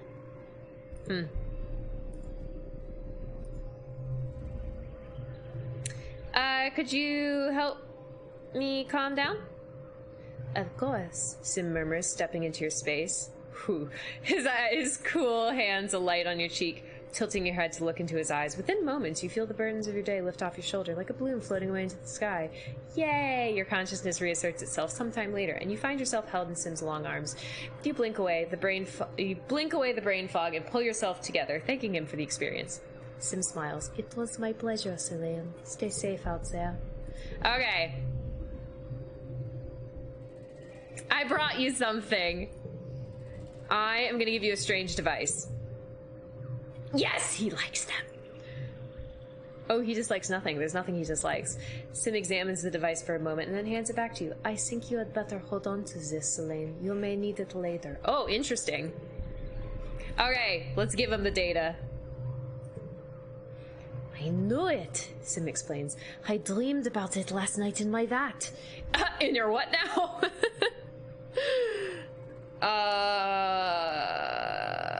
Yes, but answer a question first. Sim sighs and crosses his arms, but from his smile, you can tell he's amused by your little game. Okay, I will answer exactly one question, he allows. What is it? What's with those thumping ruins? As your surveyors suspect, they were made by those you call the Convergent Domain, he tells you. They built cities and created the Gardeners, then ruined everything and left, about 20,000 years ago, give or take. But what do the thumpers do? They help us serve our purpose, Sim answers shortly. And that's already one question too many. You didn't even answer my question. He makes a reaching motion towards the data drive. You hand over the data drive and Sim takes it reverently, staring as if he could see what's inside. Marvelous, he says, like a genetic payload, except with digital data instead of organic. Ah! What will I learn from this trove, I wonder? You're still puzzling over the implications of the phrase genetic payload. As he continues, the other gardeners are so tedious and obsessed with their work, he complains. They are more concerned with maintaining equilibrium than experiencing new things. They don't understand that novelty is what makes life interesting. He slips the data drive into his sleeve. Thank you, Selene. I will treasure this. I've made him French, because that's, I don't know, that's the only accent I can do. That sounds, I don't know. I'm trying over here. Ooh, what are you? A trippet. A large, tasty plant. This one's huge. Harvest. You start breaking off the freshest and youngest looking shoots. The plant shutters. Analyze the shutter. Always analyze.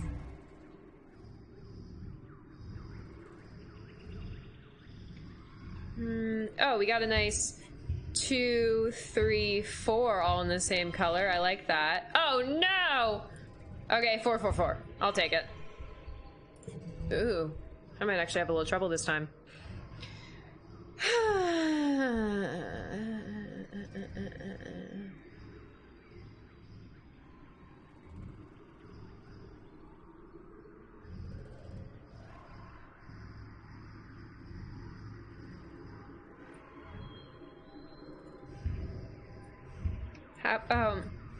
2, 3, 4, and not 7. Get back there.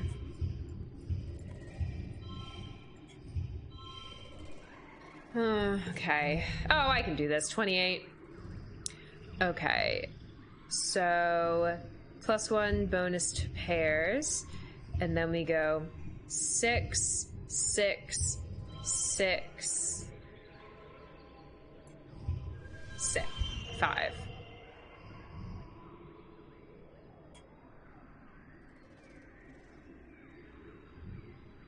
Do I like that? Actually, I think it's going to be more effective to actually go 6, 6, 6, 6, 7. Oh, wait, no.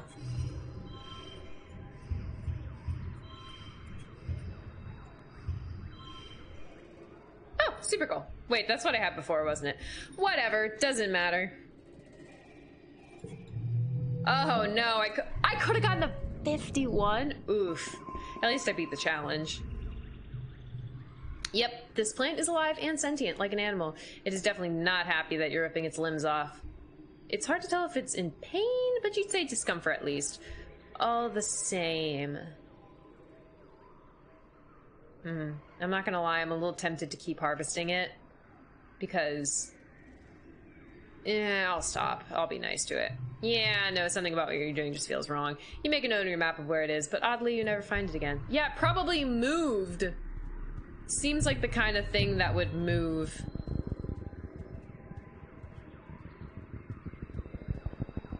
Yeah, sure, let's do this one. You find a healthy blep bush and harvest some of the leaves to bring back to the colony. Utopia is beyond excited when she sees your haul. Oh, blep! She cries, shoving her hands right into the basket of rustling leaves. Slain, you're a girl after my own heart. She pops a leaf in her mouth and chews on it, then shudders happily. Whew! She cries, that'll perk you up. But good.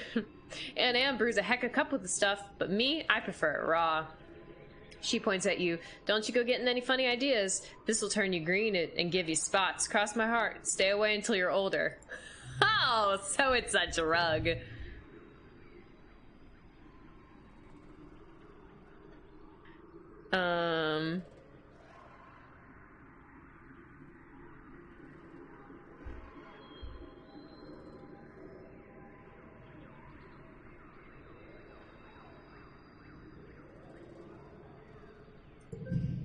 I chewed him. Ugh, just because Utopia was born on Earth, she thinks she's an adult just like the rest of them. I mean, she is significantly older than me. She's closer to your age than to all the other adults. Is she? I mean, I'm 19. She's 32. So... she's, what, 13 years older than me? And, like, for example, like, I don't know, Seek. Oh, Seek's 50. How about Sedent? Sedent's 46. Okay, that might have been a correct statement. But she is like an actual... He's 59? Damn, looking good.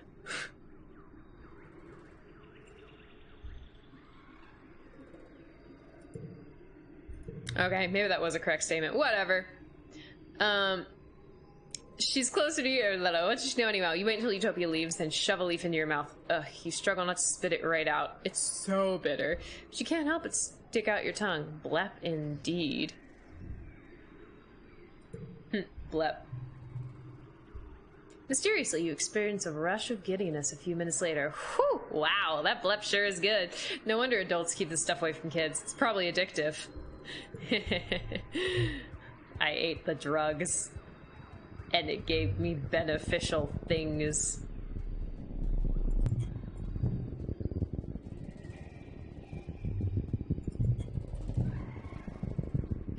Ooh, Manticore! Is somebody gonna die today? You come across a terrible scene. A Manticore cornered a little Hopeye and is playing with it, baiting it around and catching it over and over. The Hopeye is screeching in terror. It's a horrible thing to watch. Break up the fight!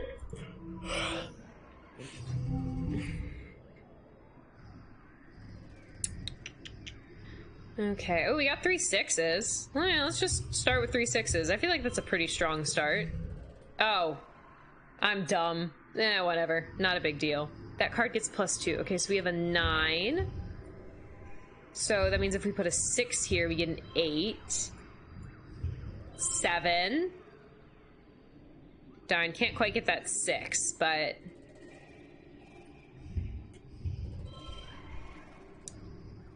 yeah, okay. Whatever. Yeah, I only have to get 2. Pretty sure I'm good. Okay. What if we go 7, 8? This becomes a 6.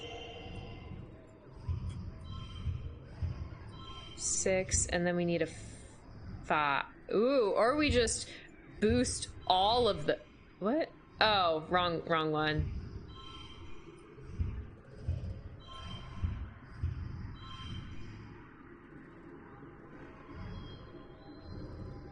I mean, I don't know if it's the highest I could have gotten, but, like, that's pretty good. It was the highest I could have gotten. You quietly climb up to a tree first. Manticores can't climb trees. You're pretty sure I remember hearing that. You'll try to scare the attacker away by hooting and throwing rocks. You put on your scary face and try to frighten it away. The manticore is so annoyed by your throwing rocks and making a ruckus that it turns its attention to you. It roars and angers. Shivers of fear run up your spine. That's definitely a better scary face than yours. The Hopeye, who had been playing dead, suddenly leaps to its feet and bounds off into the jungle. Wait, feet. I think I might have said feast.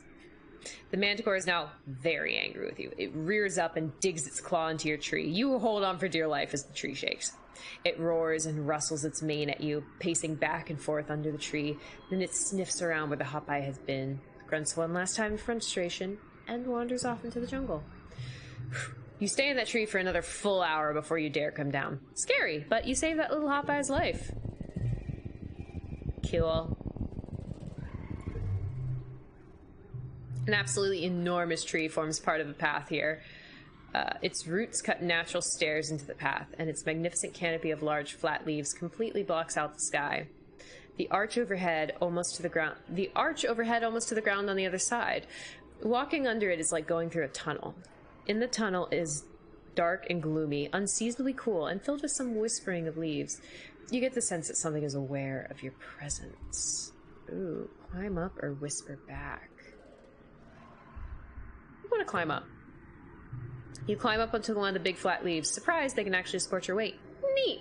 You get high enough out of the fog to see the whole area. It's pretty massive, but nothing else happens. Oh, that was a little underwhelming, but okay.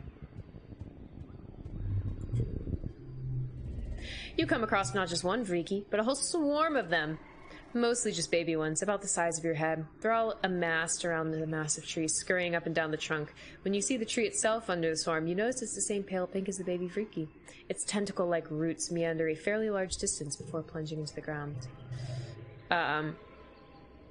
When the Vriki see you approach, they get agitated, and they look hungry. Definitely hungry. Like dozens of hungry, grapefruit-sized, furry pink spiders. The stuff of nightmare. Your pet Riki-Tiki doesn't seem scared at all.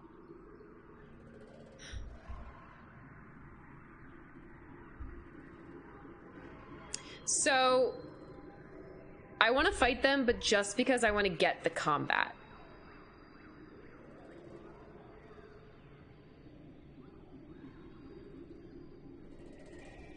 Yeah, because I want to gain the combat. This is purely for the stats. Nothing else.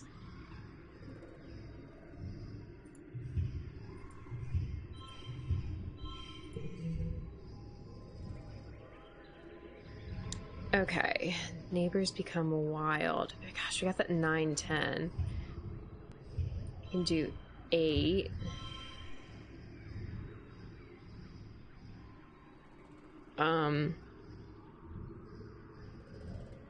It's gonna become wild anyway for the purpose of this. So maybe we just like do that.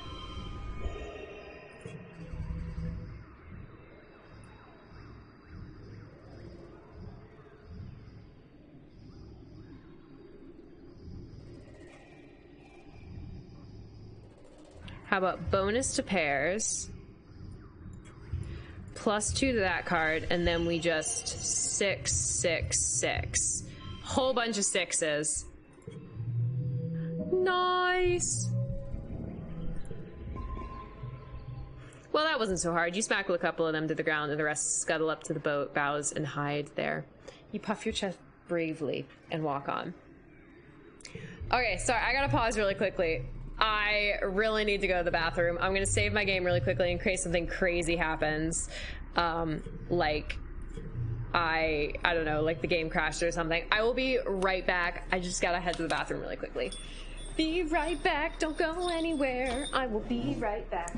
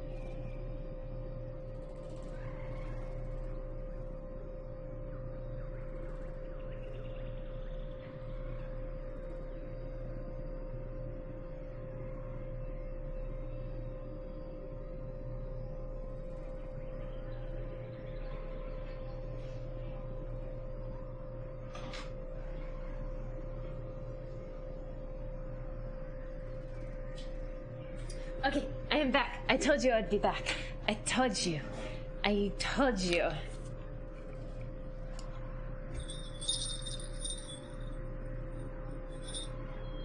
Okay. Let's grab this boober fruit.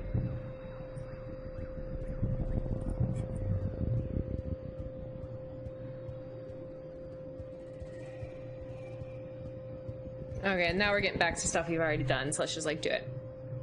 You stumble upon another squeeger hive queen and her multitude of wriggling, oozing children.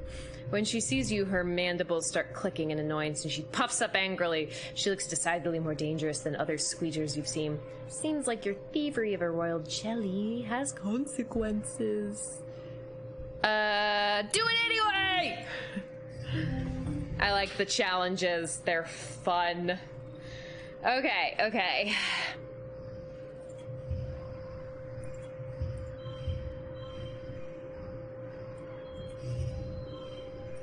What? Oh, card gets +3. I just can't read, apparently.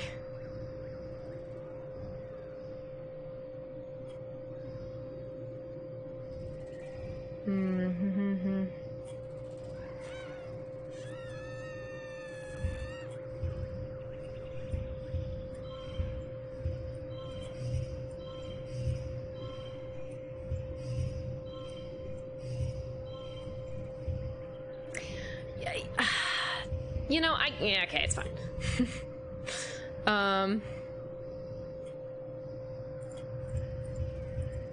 Okay, that's gonna become a 6. So we could just, like, do one of those. Maybe swap it out for that. Okay. Ooh, now we got a bunch of gems. So, +2 to cards with gems. Then we have... boop. Boop. Boop. But I actually think this is going to be higher. Wait, 30... Okay.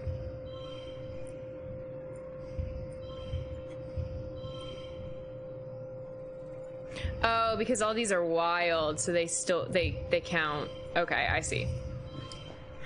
Okay, so now can we make any sort of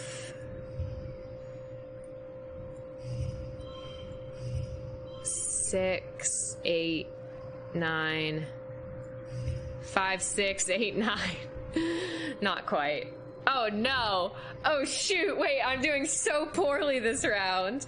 I wasn't paying attention. Oh no. Okay. Let's go for straight. That's what gets me those good points. So that becomes a 5. That also becomes a 5. So this should become a 6. Okay. That becomes a 9. I need it to be a 7. Okay, no matter. This will also become a 5. We can go 4. Wait, I actually need this to be here. 3, 4. I need you to be a 5.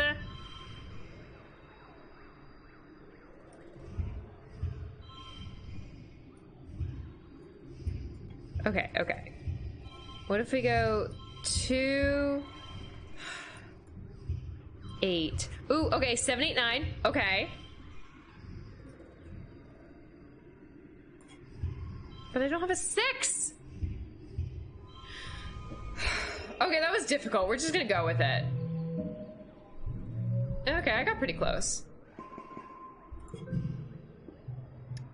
You get in there and squeeze out some jelly from one of the Hive Queen's many holes, somehow managing to not get sprayed too badly by your acid. Some lands on your arm and the back of your hand, sizzles briefly, but you keep your calm long enough to escape with your bounty. Cool.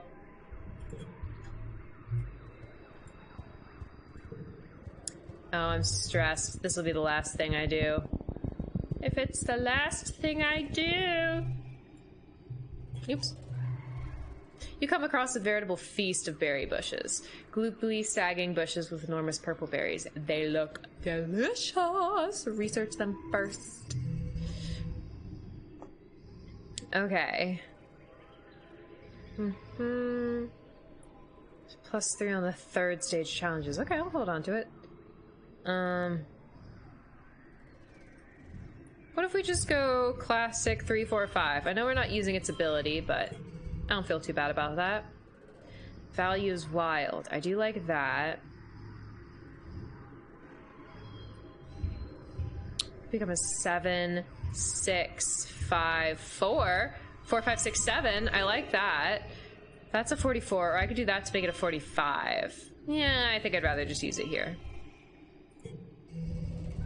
Okay, now I want to use my +3 on 3rd stages. That becomes an 8. So now we can 8, 7, 6, 5, 6, 7, 8, 9.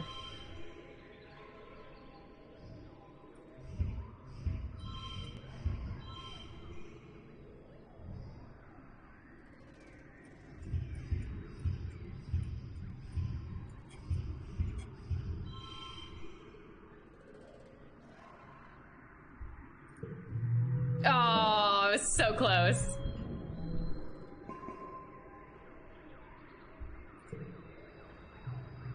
Oh, these purple berries? They're not even in the holopedia as berries. They're some kind of explosive seed pod. You take a few steps back. Careful not to set one off. I'm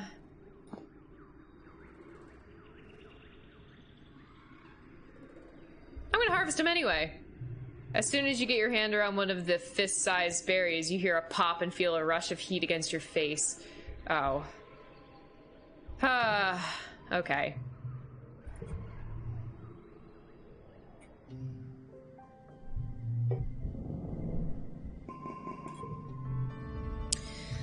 I don't think I have enough votes. Oh well. Governor Loom enters the colony square to his customary bombastic fanfare. Brass band, red carpet, banners with the Heliopause logo snapping in the hot dust breeze. It's a bit much.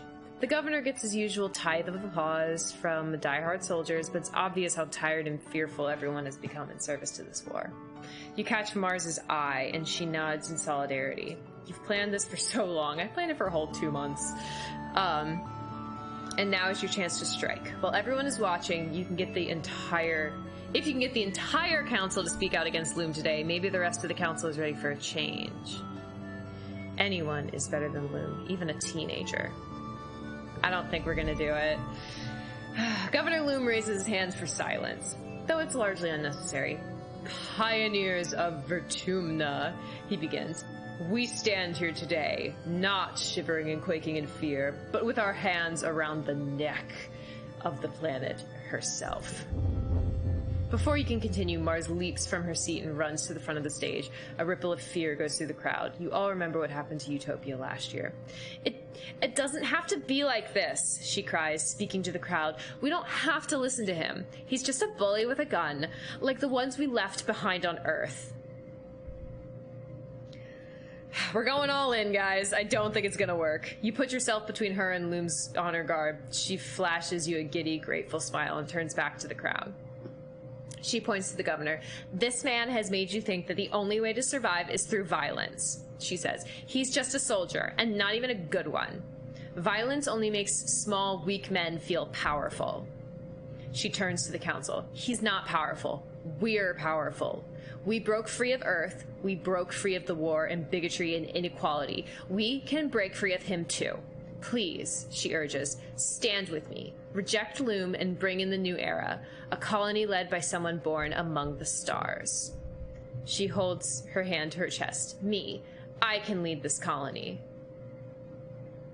What about Administrator Seek instead?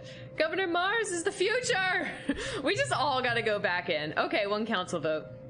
The buzz of the crowds is deafening, like a swarm of bugs all chirping together. Some of the council members are nodding, but it isn't unanimous. This is bullshit. Loom laughs. 2 children saying they can lead a colony. What's their first order of business? Taco Tuesday? Soy sweets for dinner? He waves his hand dismissively. Have your stupid vote, he sneers. We'll let the council decide. Out of the corner of your eye, you can see his guards with their weapons lowered, just waiting. Some of them look as interested in the change in leadership as you are. If you have the council behind you, even Loom's supporters in the military could fall in line. You might just win. We're letting the council vote, but I don't think it's going to be enough. You and Mars clasp hands and tensely await their decision. Tensely await their decision! It takes only a minute. Unfortunately, it looks like some council members are arguing against you, which is bad. Their decision must be unanimous. You try to remember why you decided to do this here, live, in front of everybody. Chief Administrator Seek breaks away from the group.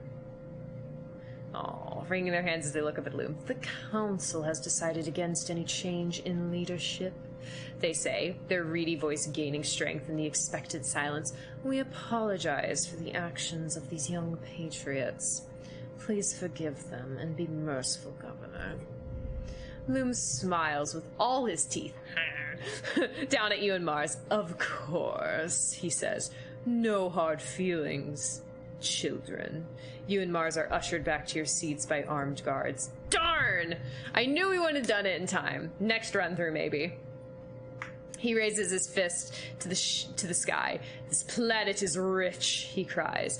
It is the Earth we were promised, unscarred by the mistakes of our forefathers. Here we will become what humanity has always strived to become, caretakers of a new garden, children of a new Earth. Chastened by the failed mutiny, Loom's speech ekes out a bit more cheering from the crowd. Loom looks upon the colony square with pride. Pioneers, we are so close. he says. Soon, this planet will be ours, and all her riches and wonders with it. But first, he continues, we need to adapt to the harsh realities of our current world. He gestures to the council. I know you all love your council, but it's time we thought about the future. We need to guard the colony leadership. He says this with some disdain, against sudden upheavals, deaths, imprisonments, and the like. I've decided to instate a second position for each seat on the council, he announces. Loom explains that every council member would take an official second in command. Seconds will be trained in the running of the department and will be ready to take over the department should the worst happen during an attack. The council looks concerned. Is this how Loom begins to cycle out the colonial government with a veneer of legitimacy? Yeah, because, like, at face value, that's actually not a bad idea, but he's definitely just going to put his own goons in the second in command. Applicants must have spent a minimum amount of time in that department and will be judged by the council based on their relevant skills, though Loom will likely argue hard for his Helios appointees. You scribble your name in the ballot for... Second Surveyor. Utopia is a little guarded as you enter your name for consideration. Just so long as it's one of us and not one of Loom's lackeys, she says quietly. I can't trust one of them to have my back when I'm out in the wilderness. She shoots an acidic look at Rhett, who's looking chummy with the Helios soldiers. You win! Yay, you're Second Surveyor now. Nice! Utopia breathes a sigh of relief and gives you a hug. I'm happy it was you, Sweets, she says. Something happens to me out there. I know the colony's going to be in mighty fine hands. When the voting is concluded, Seek announces the names of the newly appointed seconds. The crowd cheers for you and Seek reads out your name as Second Surveyor. You don't recognize the Helio appointed to Second Administrator. Must be one of Loom's people. Nem is appointed as Second Security Officer. Nice. Under Red, she looks green with nerves. Tangent stands proudly in her rightful place as Chief Engineer Instant Side at her second. Good. Cal is chosen to be Second Cultivator. He looks a little overwhelmed. Your dad must have put his name in. Nice. The Steward of the Heliopause joins Auntie Anne as her much-needed second steward. There's a lot of babies in the colony now, and somebody has to take care of them. After the politicking is over, the crowd adjourns to the feast tables, and eventually the dance floor. The sun's set on the long day, the heat breaks, and the party continues well into the night. After the festivities, it's straight back to work as usual. Everyone complains. You usually get at least a few days off after Virtumnalia, but Loom reminds the colony that it's only a few short months before the next attack. Your dreams begin to slowly increase in intensity as the wormhole draws closer to the planet. Filled with terrifying and confusing visions, a feeling of urgency dogs your steps, like you're running out of time. We are running out of time. Alright, well, we didn't usurp him, but we did manage to put ourselves in a position of power, so that's nice, I guess. Okay. Wait, whose birthday? Is it your birthday? I don't know when your birthday is. Blossom from a little blossom.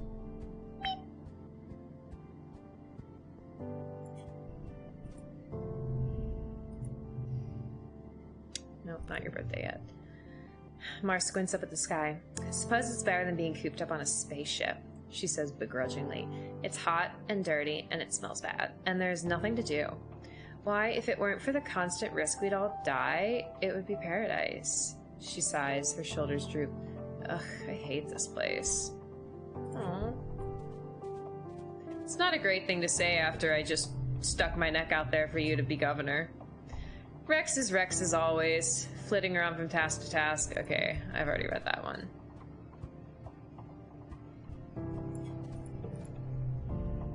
Nomi twists a lock of hair around their finger and tugs. I never really fit in anywhere before, they say quietly. But here, sometimes I think I could. I just want the chance, you know? Mid-dust! It is, in fact, mid-dust. I have a present for you. Yay!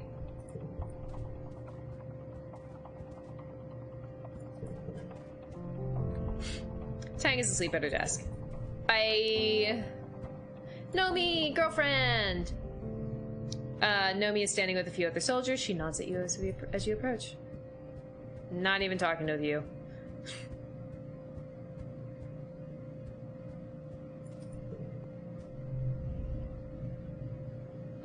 Okay, he's returning home and happy.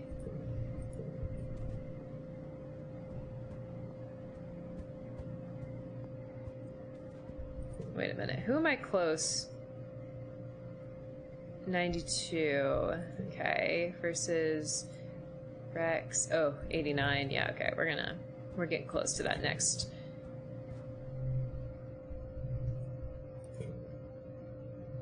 You spend several hours a day obsessively checking the local holonet for updates. With so few people in the colony, social media can be very dead. Feels like you're talking to yourself sometimes. But you try to start a few conversations. But most people are busy at work or school.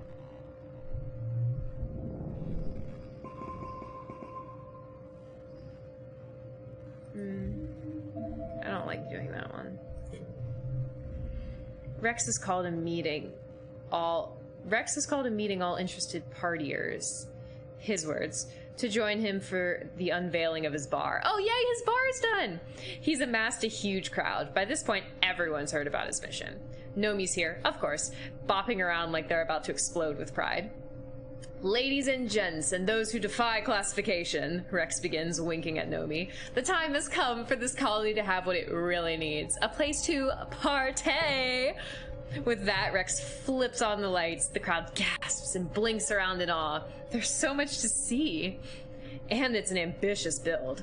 There's a stage and a dance floor for live music. There's a bunch of low tables and some cute little booths with red cushions. And of course, there's a bar, fully stocked with some liquors Rex must have been able to coax out of someone's hobby still. Rex drinks in everyone's reactions, beaming with pride. Well, don't just stand there, he says. Let's get at her. Get up on the stage and sing. Yeah, creativity and friendship with Nomi. There's a holographic karaoke projector that scrolls lyrics to whatever song is playing. You queue up some old Earth favorites and take turns singing with Nomi. During the day, this place will be a quiet cafe where people can gather with friends or sit and study. At night, Mars is going to lead karaoke nights, and Nomi will make sure the dance floor is always jumping. Oh, that's so fun. And I'll just be happy that everyone else has a good time here, Rex tells you.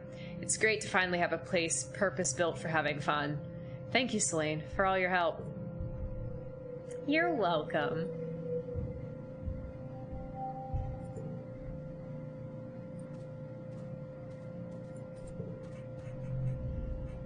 Nomi is perched up on a fence, swinging her legs. Oh yeah, she's just sitting to take a break. Want to make something? You know I do, Nomi exclaims. I've had this great idea in my head for months. I want to build something huge, and I need your help. Nomi, creativity. Nomi walks you through their plan to craft their biggest thing yet. A massive dilly pillar float so that you can carry on your shoulders, using mushwood sticks to puppet it. To puppet around to make it look like it's dancing. It's a huge hit, especially for the younger kids. You get to work out, and you get to make something beautiful. Where you'd normally find Rex and Nomi playing together, you find only Rex. You ask him where Nomi is, and he shrugs. Sorry, I don't know. They mentioned they were kind of under the weather. They're probably leveling their Legends of Avamar character. You could try messaging them on their holopon? You thank Rex and go back to your room. You get comfortable on your bed and load up Nomi's private Legends of Avamar server. Back on Earth, there would have been thousands of people playing this game, but now it's just a brave few nerds. Just as Rex said, Nomi's logged into one of their characters, and they send you a message. Hey, sorry if you were looking for me. I feel super crummy, so I'm gonna spend some time in Avamar. Woo. I'm leveling an alt right now. If you want to make a new Kara, I can help you with the first group quests. What kind of character do you want to play? Let's go Rogue. Rogues are fun.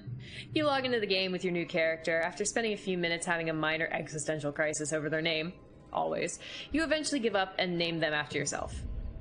Nomi is waiting for you with their new character, Mydreus, an elven archer with long red hair. They jump a few times in your general direction.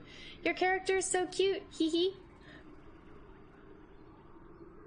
See, that's not flirting. I'm just talking about a character. Yeah, your character's cute too. You think so? Thank you. Oh, that's actually so cute. I love that visual where it's like she is her character. That's so cool. You do the first few quests with Nomi. Their character is a little more powerful than yours, so there's a lot of time to chat. Nomi keeps up a running banter about your adventures, typing as if they're speaking for their character. Oh, that's so cute. Fear my bow, meddlesome creatures. The forest will not miss your presence. It's hard not to notice how much more serious and well-spoken Nomi seems when they're writing in character instead of speaking. You didn't know you had it in them. They had it in them? You play wrong. Forsooth I do! You type back, thou shalt not see thine death approacheth from the shadows. Nomi sends you a string of hearts. You play for a bit until you have to stop and sell your loot at the vendor, marveling at the accessories you'll be able to buy when you have some more gold. Nomi opens a trade window with you and plunks a necklace into it. It's one of the expensive ones, and a huge increase in stats. Galactic. I thought it would look good on you. Hehehe. Oh. Oh no. Oh no.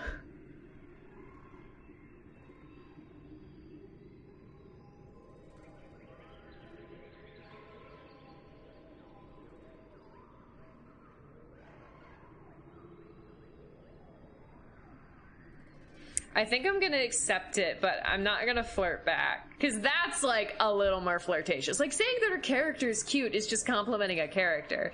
This is, like, actually flirtatious. But I don't want to, like, not accept it, because I feel like that's rude. I'll accept it. You accept the necklace and put it on your character. Nice stats. You and Nomi battle your way through a knoll encampment and stand face to face with the big bad Graz mage pelt. Nomi readies their bow. Heroes, we are called to battle! Battle! Oh, it's actually kind of a challenging one. Okay, starting off with a good strong 666. Alright. Ooh, we also got a 6, 7, 8, 9. Oh no! Gosh darn, why do you have to be this way?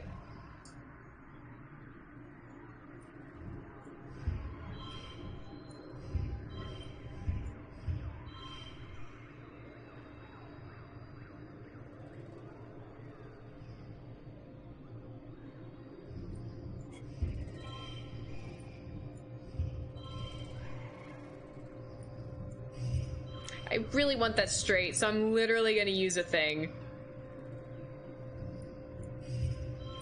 Just to get the straight.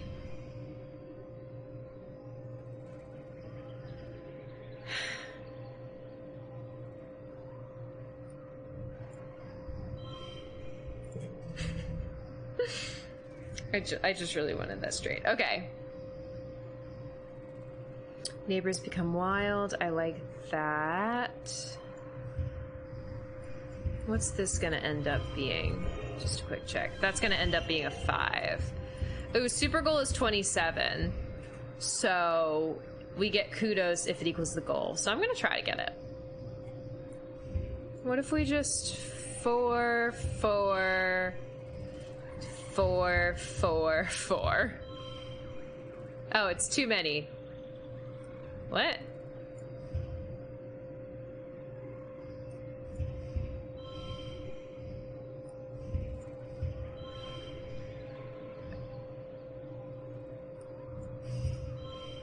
Oh. Wait. What? Oh, because, ugh.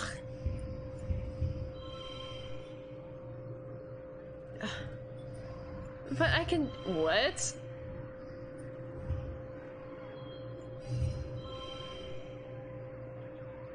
You know what? Okay. You stand victorious over Graz Mage Pelt. When you click out of the loot window, you have a message waiting from Nomi. Our bond is greater than any evil that may befall this land. The power of true love conquers all. Okay, are you in character, Nomi? I can't tell. Nomi sends you a kissing emoji and then a string of question marks.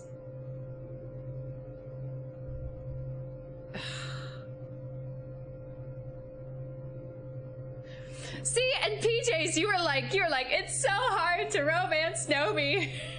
Apparently it's really easy. It's too easy. Ah.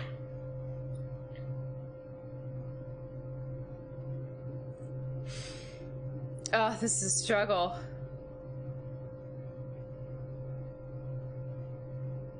Wow, it looks like you guys are way lagged behind. Oh, this is so sad. I can't even like talk with you in real time when you're this lagged. Very sad, but it's okay. We'll survive.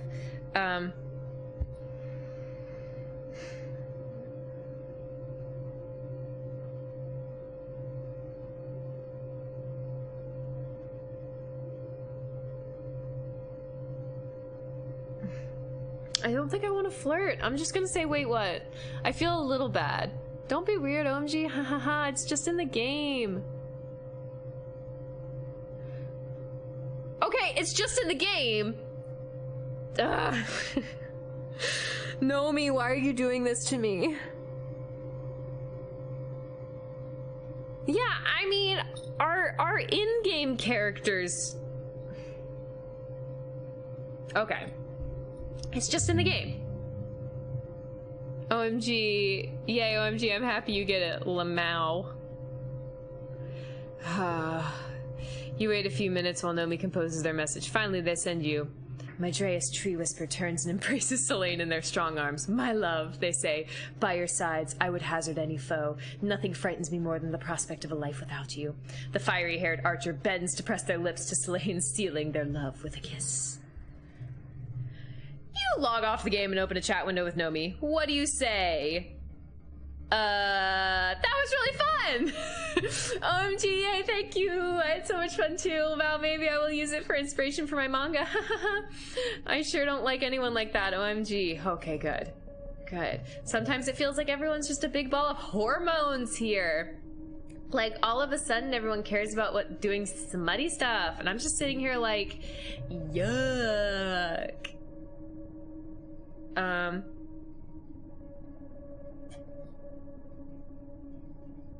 don't like any of these answers, because it's not, oh, I feel that way too. Like, I have a girlfriend.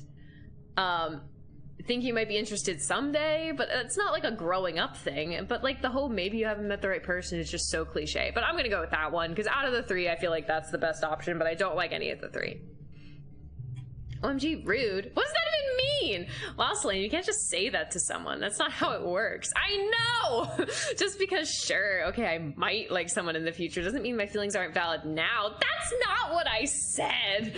Oh my god. It's okay. I just can't imagine liking someone that much. Or them liking me that much. Wait, why? Because it's gross, Lamau. But anyways, thank you for playing with me. Oh, that's really cute. Oh, I learned more about Nomi. She's a little rebellious, pretty medium on the quiet and outspoken, and very creative. Sometimes it's easier to talk about this stuff when I get to pretend to be someone else, you know? Yeah.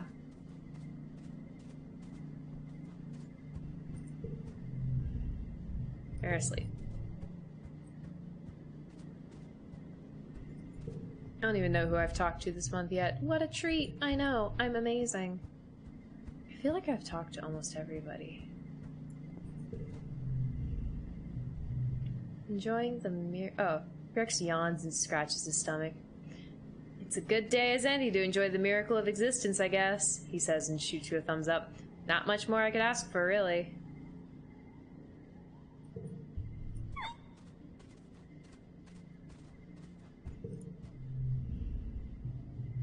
Okay.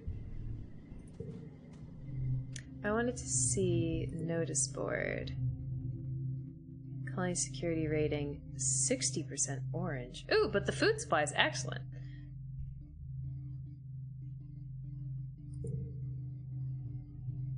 Okay, so Chief Administrator Seek. Second Administrator, somebody we don't even know. Okay, and Anemone is in security. Tangent's in engineering. Cal is in geoponics. Random person we don't know with an antecedent. And then I'm with Surveyor. Okay.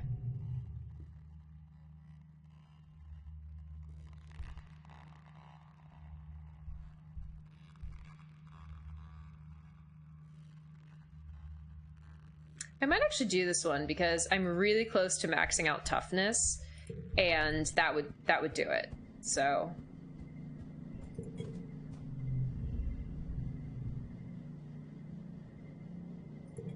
okay, let's do it. Wait, did I talk to Tis yet? I don't know if I've talked to everybody, so we're just gonna do the rounds.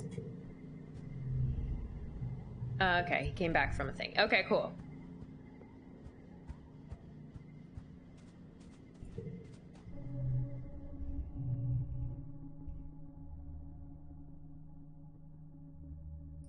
Yeah, let's do it. Max out toughness. Oh, who are you? Oh, Al. We haven't met Al yet. One of Mars's dads who works in the construction yard. Yeah, you're looking good for a 42-year-old. Another one of Mars's dads who works in the construction yard. Okay. I see where she gets her good looks from.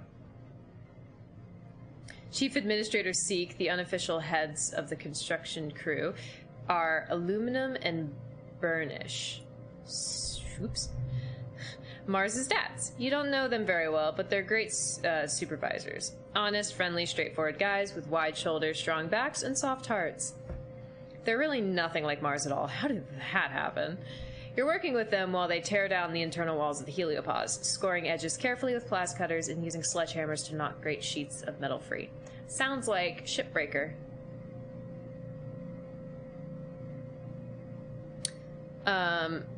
What are we using these sheets for? Can we just mine more metal? Why can't we just nanoprobe? What are we using these sheets for? Reinforcing the garrison and other new buildings, Al replies, wiping his head with the back of his hairy arm. The plas cutters really crank up the heat in these small metal rooms. All these bulkheads and hallways were important safety features in space, Bernie adds. You don't want to explosively decompress the whole ship, you know? But here on Vertumna, we have different needs. Alright. Help them work. You can learn a lot working with Al and Bernie. They look like big, tough guys. But like most people in the colony, they really care about sustainability and doing the right thing. And they love to talk while they work, with no short of gossip about the other adults. There's where Mars gets it from.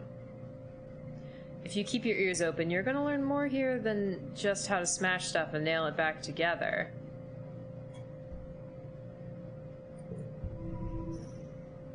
Alright, construction crew.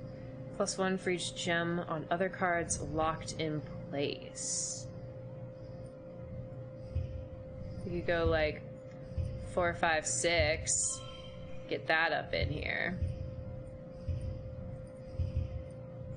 Oh. 4, 5, 6, 7. I like it. Oh, come on. I could have gotten 55. Oh, well. I got what I needed.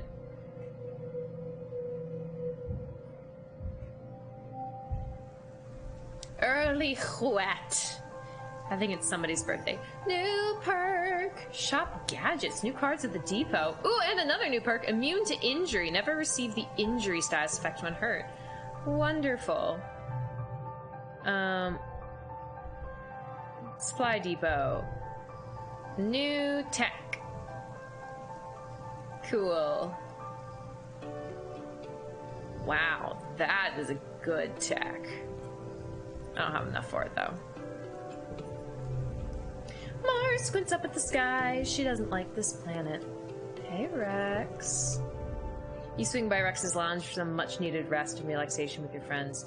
Rex is there, and he usually is these days, slinging drinks and conversation behind the bar. Selene, he exclaims when he sees you, gesturing you to a seat at the bar. I was just talking about you. You take a seat, and Rex pulls a few bottles down from the wall. Now that you're here, I get to unveil a new drink. I named it after you. He pours various liquors into a shaker, and a few minutes later, he pours you a light blue drink that almost glows white in the bar lights. You take a sip and almost immediately start sputtering. It's got a heck of a kick right off the top. Bracing is a good word for it. Strong, right? Rex laughs. I call it the Selene punch. Get it? Rex, thank you. I'm honored. Aw, it's nothing, Rex says as he washes the shaker. I've been thinking about it for a while.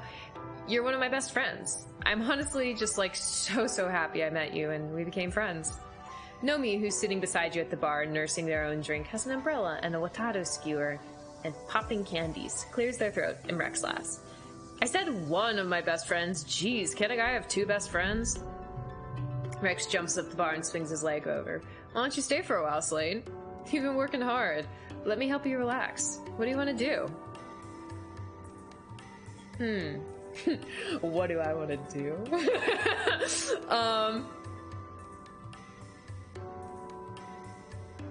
Let's dance. Rex grabs your hand. That's a great idea, he says, and leads you to the dance floor. It's usually empty this time of day, piped with fairly unobtrusive lounge music from the Hollow Archives, but Rex fiddles with the sound system until something fun and danceable comes out. Come on, he says, starting to groove to the music. I love this song. You and Rex throw yourselves around the dance floor for a few songs. It doesn't matter that it's the middle of the day, or that you're the only ones dancing, or that you can feel other people watching you with amusement. Honestly, it's just good to move your body around without caring whether it's right or strong or smart. For a few blissful minutes, you're just two bodies moving through space. When you're done, Rex wipes his sweaty face and grins. Whew, he gasps. That got the old heart beating. What next? Board game! Rex goes over to the game closet and stands there thoughtfully. What about this one, he says, pulling out a box. I don't think we've played it before. You settle down together and play the game. Mars joins you. Oh, this one? She says. I've played it before. It's a game from Earth about, like, owning property and making people pay rent for staying there, and eventually making them so poor they can't keep playing. And then you win. Oh, so we're playing Monopoly. Rex looks at the box dubiously. What's rent? He asks, and Mars shrugs. You set up the game under Mars's guidance and play a few rounds. After a while, it's clear that Mars is the only one with any sort of killer instinct. You and Rex just let the others stay for free on your property. After a while, Mars complains that you're not playing the game right, and she leaves in a huff. Rex packs up the board with a sheepish smile. I guess we all win, he says. What do you want to do now? Shots. Absolutely, Rex says. Shots, shots, shots. He goes back behind the bar and pours a line of 7 shots. 7? Ah.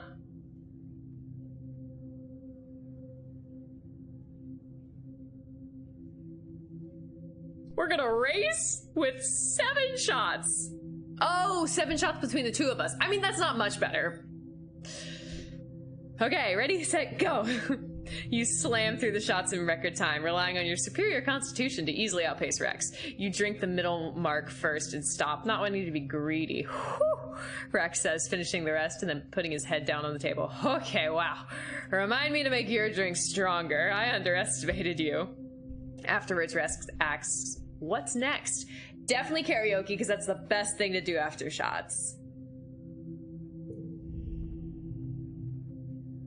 Yes, great idea! Rex cheers and leads you over to the karaoke machine. Nomi and Mars join you as soon as they realize what's going on. Those two can never resist a chance to show off. When you sing a song with each of them and then go for your show-stopping solo, my heart flies over the resting ridges. Always a crowd pleaser, that one. Rex holds up his lighter while Nomi and Mars fake big theatrical sobs. It's a total blast. I had a great time. Thank you. I'm glad, Rex says, and wraps you in a big hug. I'm serious. You're like the best part of this whole colony. I don't know why you picked me, but I'm happy you did. Aww. He walks you to the door of the bar and waves as you depart. It's actually so sweet. Boober fruit!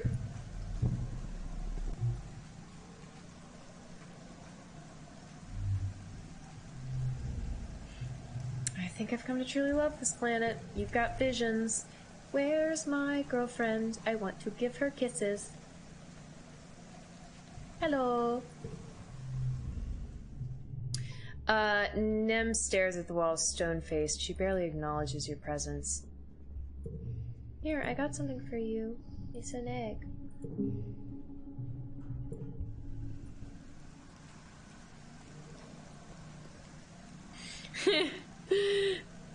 You tried to flirt? That's fair. Yeah, she's definitely looks like a tricky one. Yeah.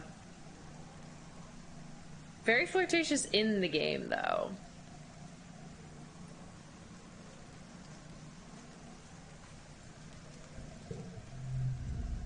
Nomi's looking up at the sky with a slight smile. It's been 4 years and it's still so cool, they comment. I spent my whole life on a spaceship before this. Being outside still feels like being in paradise, even with everything going on. Probably have to get even, like, higher friendship before they'll go out with you.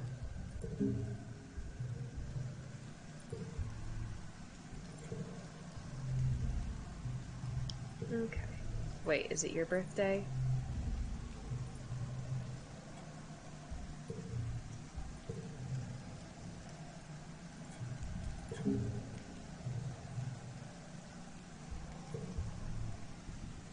Wait, it's not your birthday, right? I didn't just find your birthday? Yeah, okay.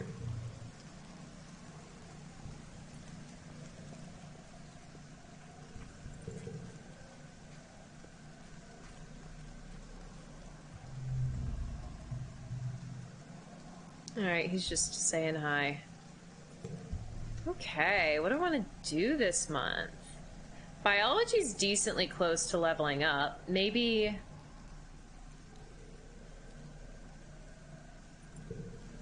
we can push some biology. Okay. Your work often overlaps with Tangent's work in the biochemistry and genetics lab, so it's not uncommon for her to pop by and ask questions about what you're working on, or for you to ask her to help interpreting some test results. She's uncharacteristically animated whenever she gets to talk about science. Almost like she's a whole different person. She even laughs sometimes. Crazy. Don't you think it's interesting how Vertumnant species resist being classified by any known taxonomy? She asks, peering into the root network you've sandwiched between pieces of clear glass. She stands up. Feels like everything is a bit fungal, she says. Spores, fruiting bodies, micellar networks, even animals. Some animals here even photosynthesize. She nods excitedly. Division between plant and animal and fungus is less strict here than it was on Earth. At the cellular level, many animal species have properties of plants, and vice versa. She launches into an explanation of how high-energy bonds store energy and require a metal catalyst like iron in human blood and chlorophyll in green earth plants, but how the different hues of Vertumian plants must mean they use an entirely different known elemental catalyst, possibly not even metal at all. It's a little advanced for you, but Tang is very excited about it. She stops and takes a breath, winded by her own monologue. Sounds slain. If Vertumnant plants and animals share an elemental catalyst and we found out what it is, we could learn so much about this planet.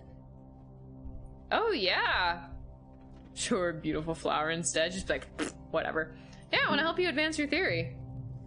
He showed Tangent what you've been working on, all the samples and simulations, the results of scans and experiments.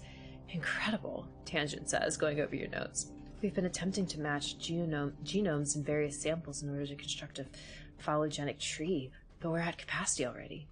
Can I take this? Yeah, of course. Yay, Tangent smiles. Thank you, Salim. This is more helpful than I can say. Chief Engineer Instance forwards you some kudos for sharing your research. Thanks.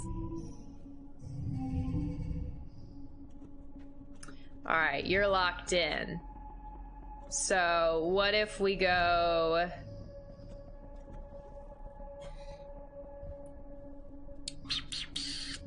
It's a 5. I could do a 6. Oh, but it counts as a yellow. Gosh darn.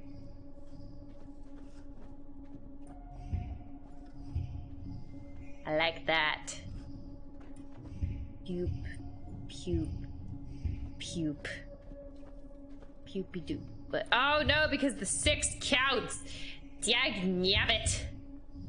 How about 4, 5, 6. Shoot! Ah!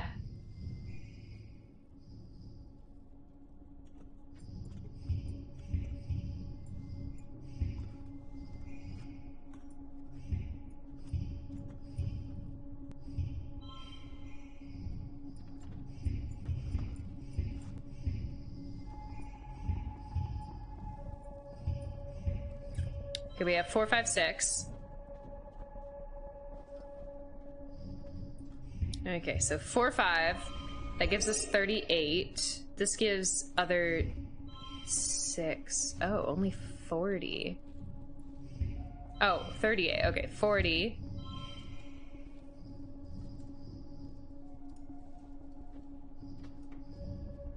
Can I do better? 4, 5, 6, 6, 5. Okay.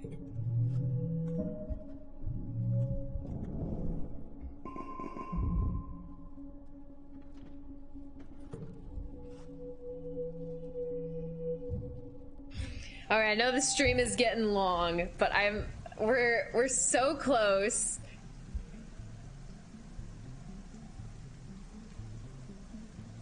At least I think. Like, I think it ends at her, like, 20th birthday.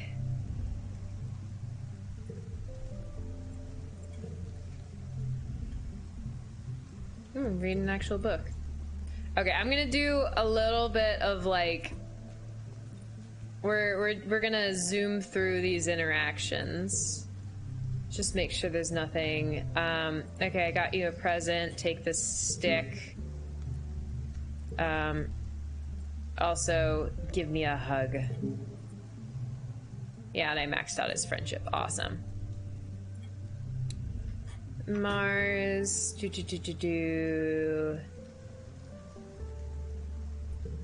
Okay. She's worried about the walls, and honestly, I'm a little worried about the walls, too.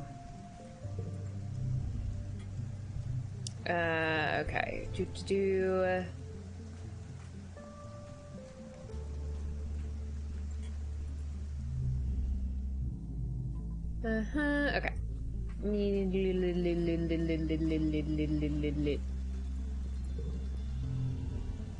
Okay, they're playing Laser Fable. He's afraid, but he likes... Or people are afraid. He feels free.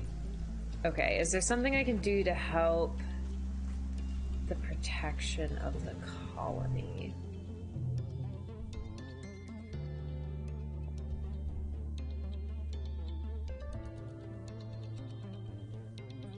Combat and bravery. I don't really want that, though.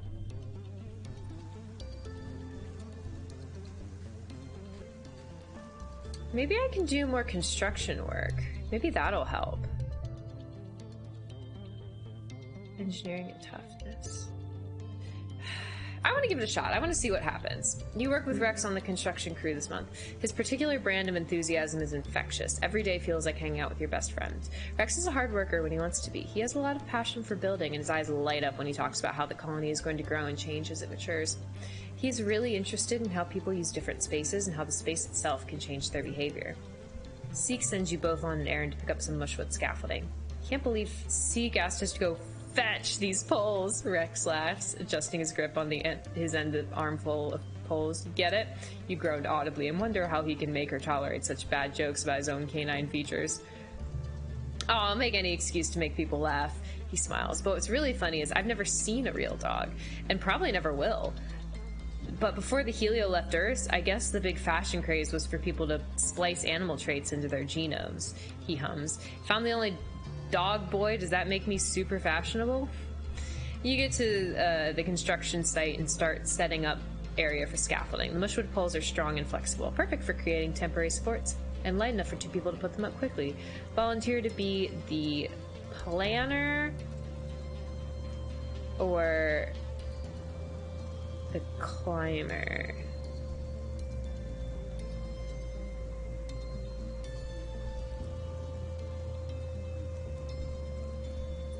Planner! You draw out the plans, organize the poles as Rex, and instruct Rex as these monkeys around there, latching them together. Rex takes direction well. You get the scaffolding built in less than a day. Rex beams up at the scaffolding proudly. We make a good team. Okay. If card is... Okay. So that's 4. So I can't really make a straight with that because I don't have the right cards. But maybe I can make a straight 6, 5, 4, 3. Ah. Okay, we're just gonna go with it. I know it's not the best it could do. We're speeding things along a little bit because I've already been streaming for like 3 hours. So I want to finish the game. Late wet, you know what that means? It is Tang's birthday.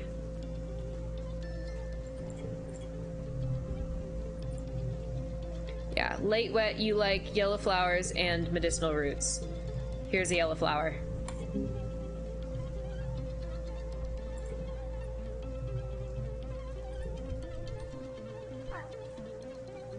Okay. This might be my last chance to do anything. I don't know for certain what's gonna happen. I'd like to go out again during glow.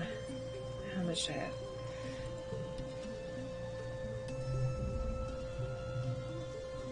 I haven't seen their mom in a while. Cal says don't... Oh, yeah, that one. Okay.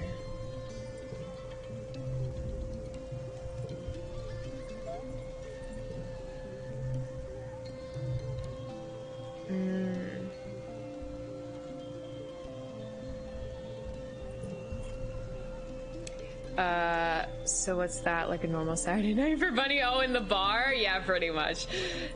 Sort of. I don't know, I don't go out very much because now I have to drive everywhere, so... Yeah. Does make going out a lot cheaper when you can't drink. Okay.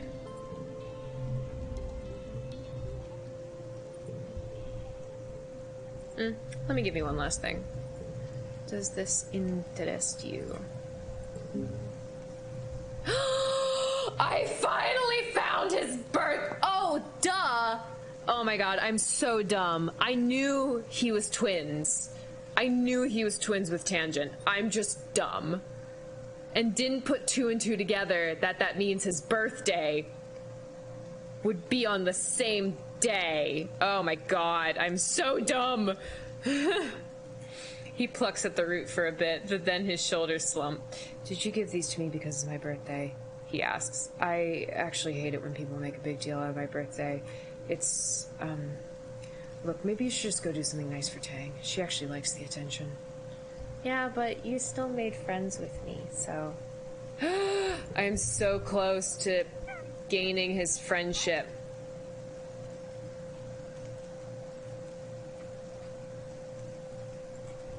Okay, I think what I'm actually gonna do is I'm gonna rest this month. Oops.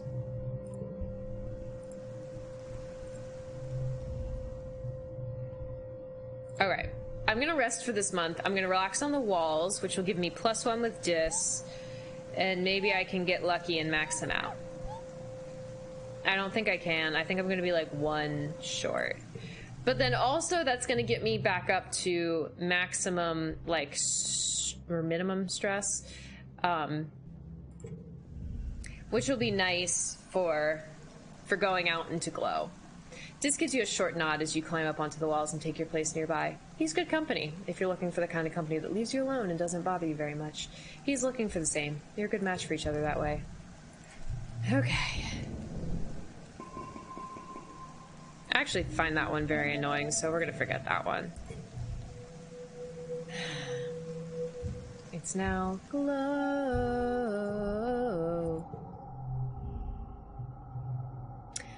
What's up, Selene? I'm just gonna give you a random yellow flower. I know you don't really like them that much, but it's better than nothing, right? Okay, I'll finally talk to you because we're all probably gonna die anyway. He frowns. If you knew... Okay, well, screw you too.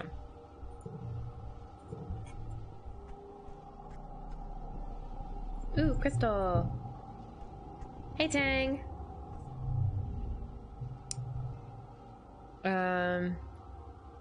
Can I help but be a little comforted by the presence of soldiers? She says, perhaps we stand a better chance during the next attack.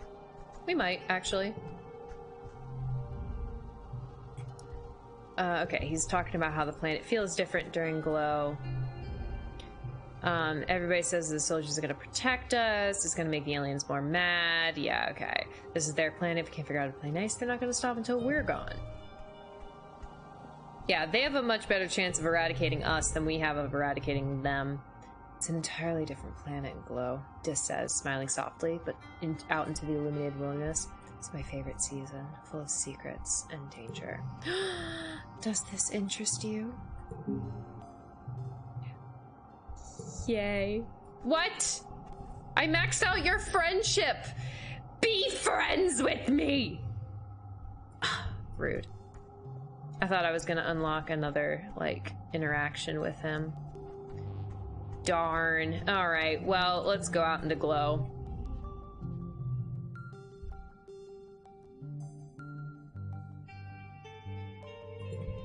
Let's do it.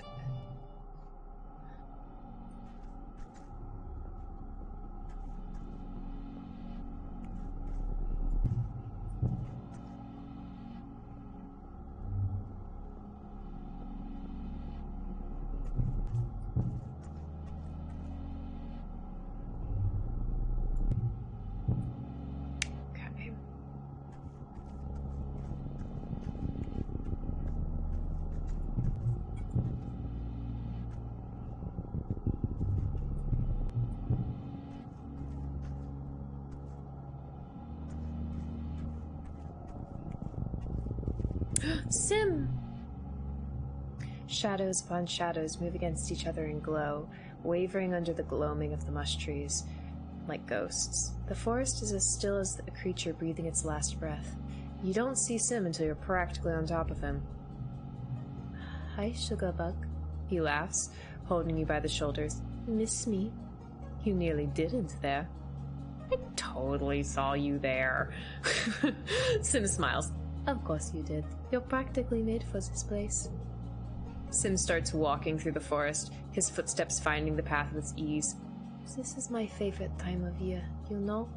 He says. I get the sense that you humans are afraid of it. Well, things do tend to attack us. That is true, Sim replies, tilting his head with a funny expression.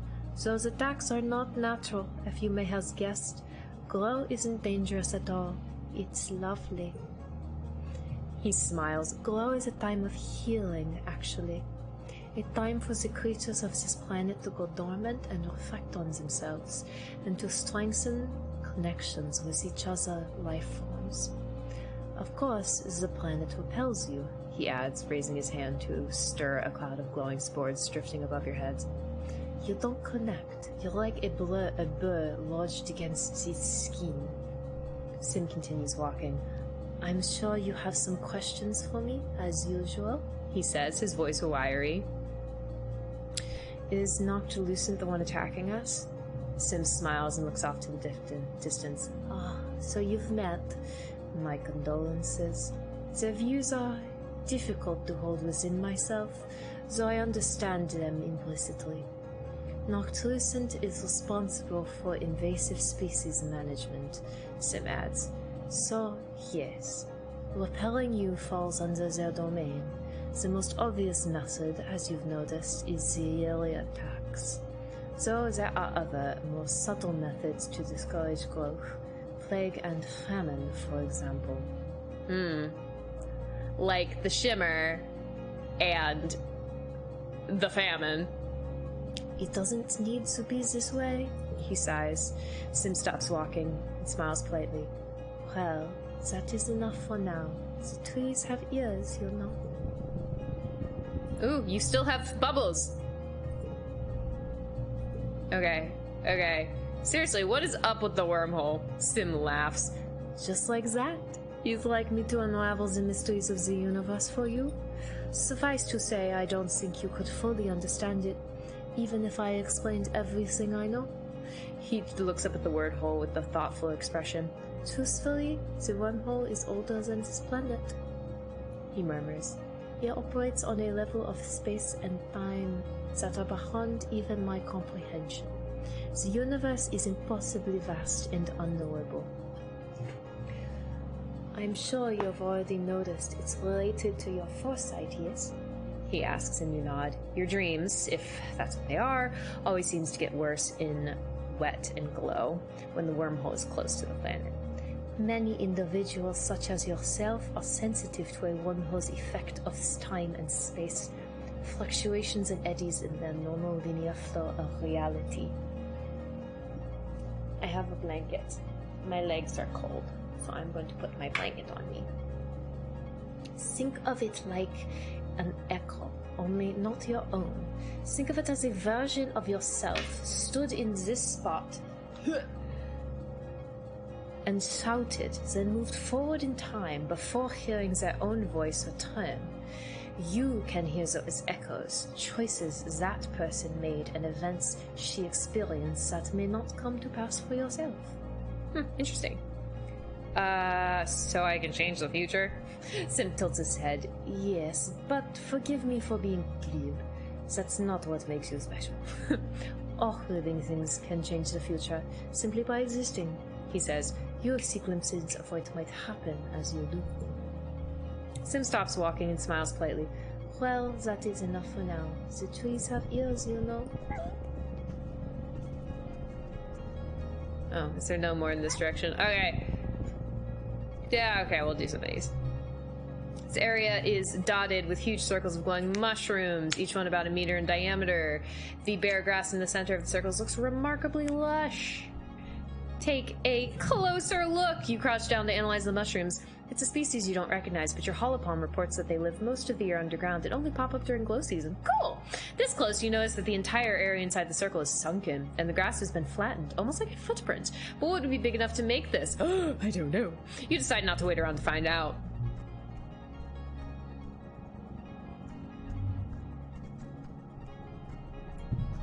Crystal! Oh, I guess that's as far as I can go. Okay.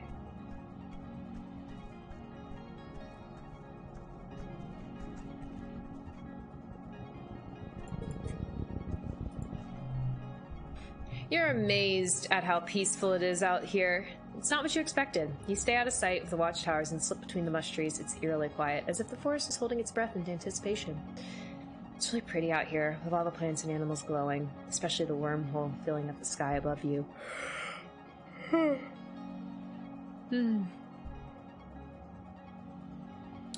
can admire the flora in detail. Now let's admire the flora. The mush trees make their own light, a chemical reaction almost as bright as your holopalm. All sorts of small flying insects are drawn to them, facilitating pollination. Other plants spread glowing seeds which float up and dance above you as if they're alive. Maybe they are.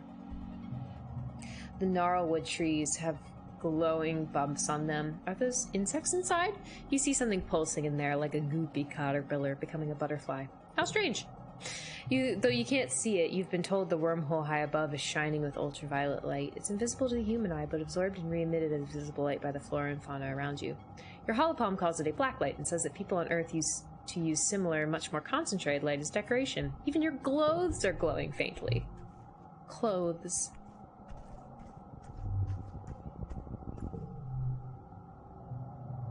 You come to a dense part of the path where the gnarlwood surrounds you and blocks out the sky, and the wormhole above. Long threads that look like hair hang down from the trees. Strange, you've never seen this during the rest of the year. You have to go through.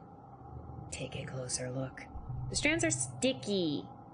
Cut my way! Cut my way! Okay, I've done that one before, so I knew about that one.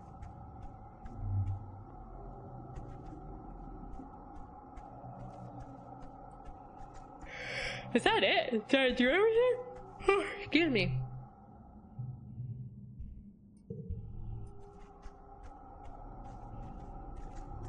Like,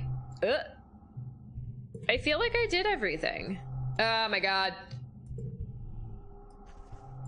Okay, you know what? Third time's the charm. We're going home. Yeah. You're back. You spent the month exploring. Knowing the attack is coming, as it always comes in Glow, does nothing to calm your nerves. There's only so long you can handle sheltering in your quarters. As the month draws longer, you find yourself almost compulsively walking the walls when you're not working, scanning the tree line for the first sign of trouble. You're there when you see them, dark-on-dark shapes coming out of the forest, perfectly silent. You watch with the lookouts as more and more figures amass at the forest's edge.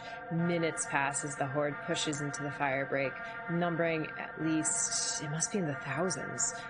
More animals than you've ever seen in one place. The ground is choked with teeming carpet of smaller creatures, darting in and out among the legs of... Oh no. Oh no! The forest bends as a faceless emerges from its depths, followed by two more. 3 faceless, that's rough. The mood on the walls is discouraged. 1 faceless colony destroyed your colony. 2 faceless required an irresponsible number of explosives to take down. How are you supposed to handle 3? Well, we gotta fight, right? Survival is your only goal. It's what all living creatures do. The wave of attackers rolls over the firebreak, crashing against the walls. Flying creatures scream overhead, and the sound of plas rifle fire fills the air. You rush towards... Oh no. You rush towards the garrison to join the squads. As you notice... the colony defenses are mediocre.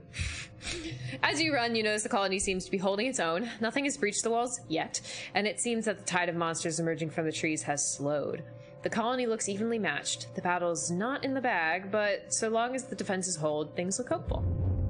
You're descending from the walls when you're thrown to the ground by a tremendous rumble. A few meters in front of you, something tunnels towards you through the mud. You have the impression of something long and dark that cuts through the ground like a shark through water. You scramble to your feet, but it cuts off your path, forcing you towards a geoponics outbuilding. It's a storage shed, mostly empty besides bales of hay used as float cow feed. It's dimly lit, but you think you see another door to the far end. The creature advances, throwing up rocks and chunks of dirt as it tunnels closer. Well, I don't want it to destroy everything, so I'm gonna fight it. Okay. +1 for each other gem and cards. Set neighboring values to this.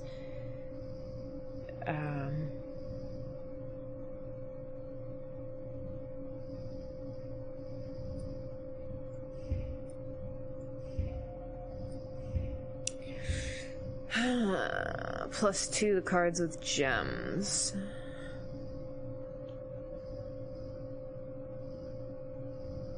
I don't like any of my options here, not gonna lie. Like, I guess I could go like 3, 4, 5. Oof. Not feeling great about that one. Or +2 to cards with gems, and then just go with a good old 5, 6.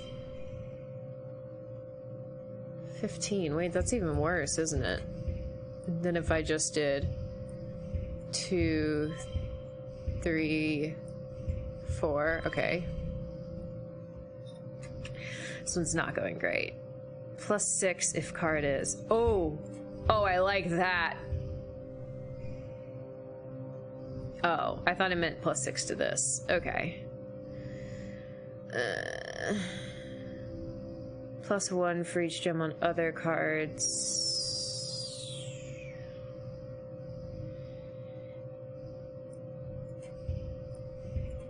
Okay, 9, 10. We can go 8, 9, 10.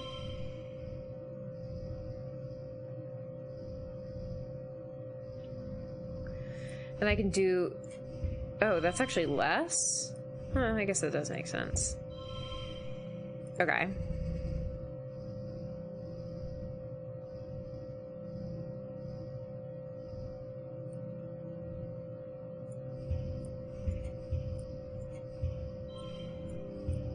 Okay, so we can have a 4, 5, 6.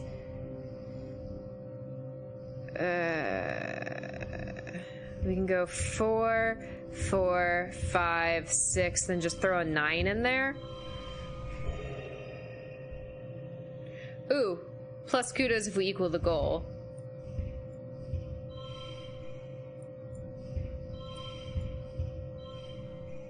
Darn. You know what? It's fine. It's fine. I'm trying to finish this game sometime tonight. I know it wasn't the best I could do. Ooh, +1 colony defense. You grab a rake and back into the doorway to wait for the monster to emerge. As it rears up and thrusts its long back snout out of the ground, you stab the rake down onto it, dispatching it. Before you even have time to be relieved, you spot a second one tunneling towards you. You take another step back to the storehouse and feel heat. The building is on fire. That's not good.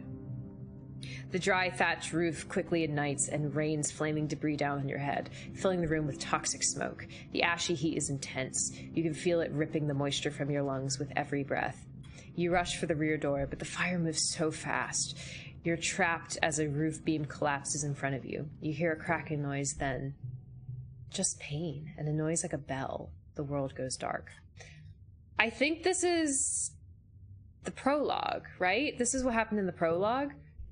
Yeah, you wake to chaos, a confusion of light and heat and smoke. Fire. Yeah, this is exactly what happened in the prologue. Your head is pounding. You must have hit it and blacked out, but you aren't sure how you got here or what on Vertumna is happening. There's something important you need to remember. Your stomach lurches as the floor crumbles beneath your feet, then collapses. Nem, my savior!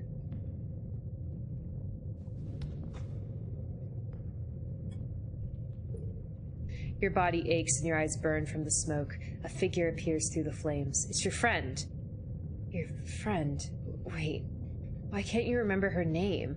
She's gesturing and shouting at you, but all you hear is ringing in your ears. Climb out. You try to stand up, but one of your legs folds uselessly underneath you. It won't hold your weight. Your friend pulls you up out of the rubble. She throws your arm over her shoulder and half drags you towards the door. Through it, you see a deep, eerie twilight, dark blue and cold against the heat of the fire around you. Glow season. Uh-oh. Glowing eyes. You shake your head to clear your vision. Is that some kind of dog? Like from Earth? Mm-mm. Wait, hold on. You remember this from another life. Not a dog. A monster. It's about to end your life, and probably Nem's too. She tightens her grip on you. Oh no.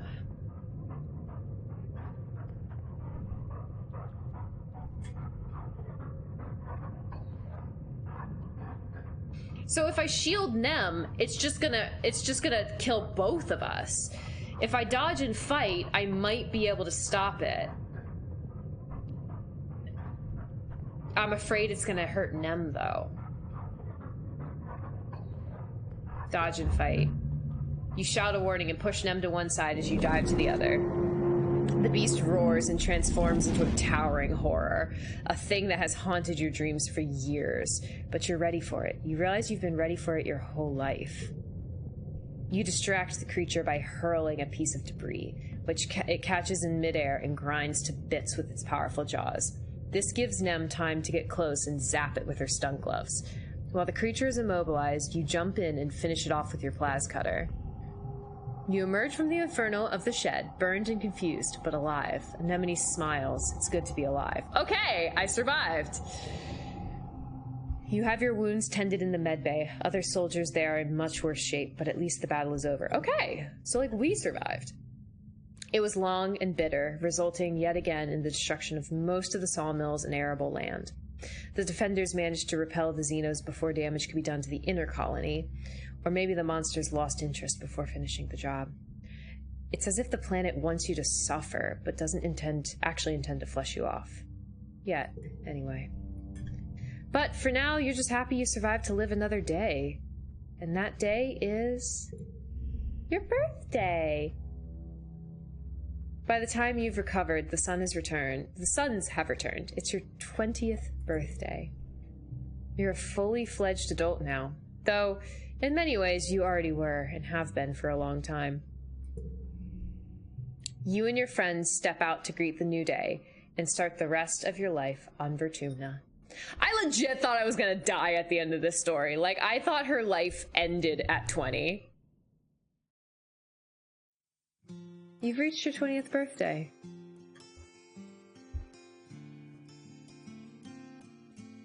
Hey, look, it's me! Why am I carrying a croissant?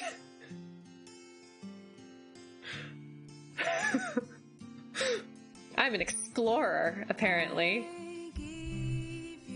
There's a whole planet out there to explore, and you intend to see every corner of it. Okay.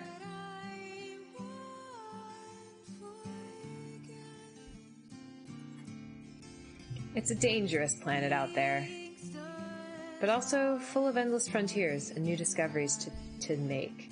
Aw, I prefer to explore alone. Just like this. When it's just you and your glider, you're free to go where the wind takes you. You have some wild adventures, and are lucky to always return to the colony with stories to tell. But what about... Nem! Oh, I love Nem. After a tumultuous beginning, you and Nem finally managed to find each other. When you were just barely adults, it seemed like it would last forever. Oh, does it not last forever?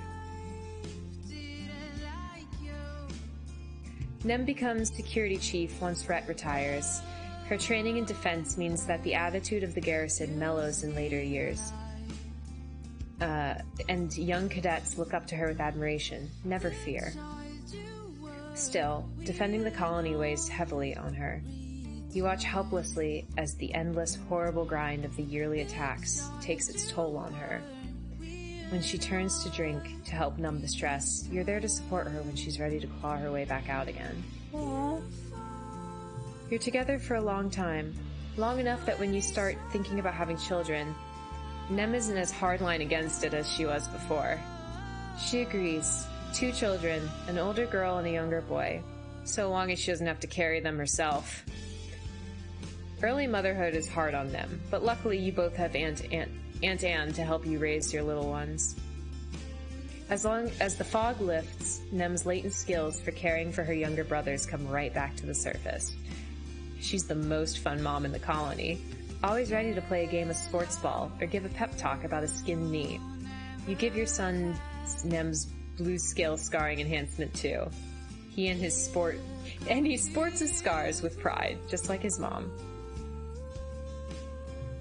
The life of a soldier is unpredictable and, unfortunately, often tragic. The colony loses Nem during an attack. She was still so young, as was Calm. All those years ago, it's small comfort thinking that they may be together again, wherever they are. Dis! Your friend Dis keeps on exploring. He never really finds himself on the right side of colony authority, but he's the best surveyor in expeditions. Utopia defends him as best she can. He spends more and more time outside the colony walls, even during Glow, when the colony is supposed to be locked down. This earns him some distrust from the more militant factions in the colony. What is he doing out there? Who is he meeting? Utopia's word keeps him out of trouble, but it isn't enough to keep Dis from frequently being called in for questioning. Dis goes to resent the colony more and more every year. In his late 20s, he disappears during an unscheduled expedition past Resting Ridges. Utopia leads the rescue attempt with you by her side. You're worried for him at first, but Utopia seems pretty calm, almost as if she doesn't expect or want to find anything. She's reported that he's disappeared without a trace, and it's just the darndest thing. You'll always wonder if he's out there, somewhere. Your buddy Rex grows from a good boy to a good man. He continues to work hard on the bar, turning it into the place he's always dreamed, where people can come and unwind from a long day, enjoy some libations, dance their butts off, and maybe even find love. He gets a reputation for being a matchmaker. In a small colony, there aren't a lot of romantic options, but Rex has an eye for figuring out who would be a good match together. Giving Rex a kiss for luck becomes a tradition among those looking for love. And if some people find something more than temporary love with Rex. That's their business. Rex just wants to have fun, and he doesn't discriminate. Saying he enjoys a string of lovers implies that he's consecutive in his affections. It's really more like a big puppy pile of lovers. Sometimes when he tells you about his not-so-romantic adventures, you have to beg him to stop just because it's too confusing. Rex insists it's not complicated at all, and it's kind of true. He's so easygoing that it just seems to work for him. He still loves the idea of having kids and contributes to a few of his own. He keeps up good relationships with his co-parents and spends a lot of time with his children in the colony. There's no stigma against single parenthood, and his children all grow up loving their great dad, even if he doesn't live with them. Unconventional, but sweet. Rex always seems abundantly happy with his lot in life. Like crashing on Vertumna was the best thing that ever happened to him. It's remarkable that the heliopause could have made someone like him. But you're glad it did. He slows down a little as time goes on, mellowing out and becoming more quiet in his self-confidence. He confides in you that his dog genes will probably mean that his life will be a little shorter than the average human's, but that he wouldn't trade any minute of it. Oh. Why would his... Wow. So his parents chose to give him a genetic, trait that would make him cute, but live shorter. That's harsh. Cal. Your friend Cal grew up, but he never lost his boyish charm. Not much boyish about that. Cal soon rises to the role of chief cultivator. The responsibility of feeding the colony is enormous. Cal isn't good with confrontation or pushing people as hard as your mom famously did. On years when drought or pests threaten the food supply, you often see him looking haggard. He deals with a lot of stress and it ages him quickly, but his kind nature means he never takes it out on other people. Oh no! Trigger happy! Okay, whatever. His string of intense romantic relationships and eventually settles down with one of the gardeners who grew up on the heliopause before transferring to geoponics.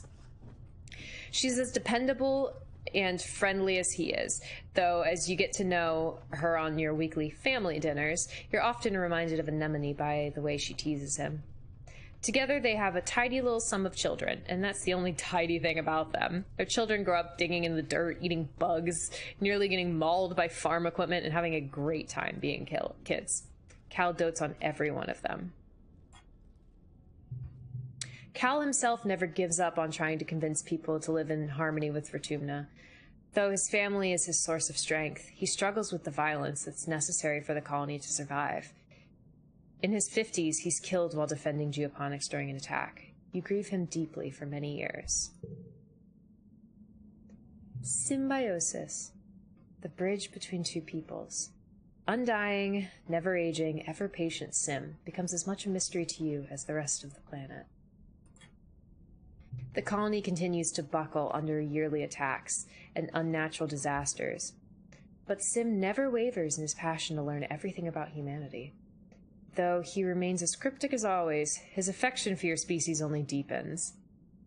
In your grief and demoralizing fatigue, you sometimes turn to blaming Sim. Why can't he stop these attacks? Why can't he argue with the gardeners to leave humanity alone? He never holds it against you, no matter how cruel your words.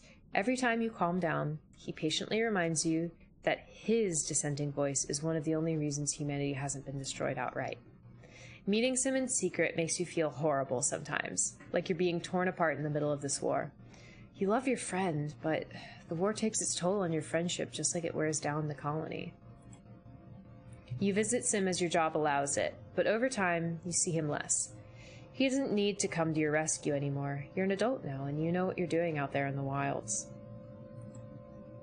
Eventually, you stop seeing him at all. You think he might have taken another form.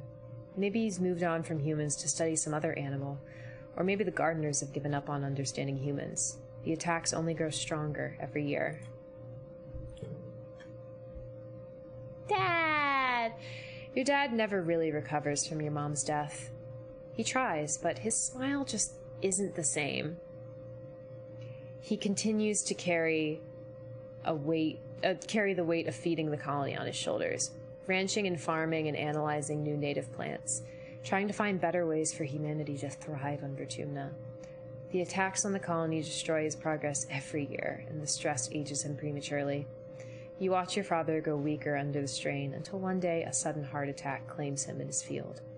He worked hard every day to see Vertumna flourish, but you have to go on without him. They'll always be with you, in the ground you walk on, in the trees you give shade, in the cycle of life that sustains you. Your Hopeye is a good companion, but you're no replacement for its own species. When a herd of Hopeye roam close enough to the colony, you release it back into the wild. And a few years later, you're greeted one morning by a whole litter of Hopeye kittens outside your door, and Optimus Prime proudly showing off their family. That's so cute. Your Vriki grows from the size of a small dog to the size of a bear, becoming more and more unwieldy and more terrifying to small children. Before the council can force you to do anything about your arachnid octopus friend, Riki Tiki just disappears. You look everywhere in the colony for it, but your answer comes from outside the wall, a new Vriki nursery tree. Soon the colony is host to many curious Vriki pups who call your Riki Tiki home. Oh yeah, because they like turn into a tree. And yeah, into my later years. The days turn to months, eventually becoming years, then decades. Before you know it, you're old. Life is tough, but rewarding. Vertumna continues to challenge you and your loved ones. The attacks continue every year, getting harder and harder to withstand. And not just that, but droughts, earthquakes, diseases, storms, pestilence, and more. Some years you worry that the colony, and humanity, will be wiped off the map for good. But humans are good at surviving. The adversity strengthens your resolve.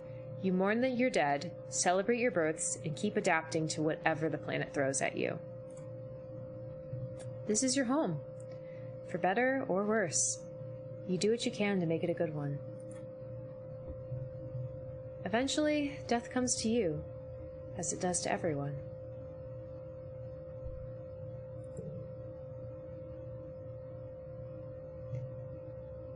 Oh, so I die of old age. Interesting. In the moment of your death, as your brain cells fizzle out one by one and shut down forever, a vision swims in your mind's eye. Is that a person?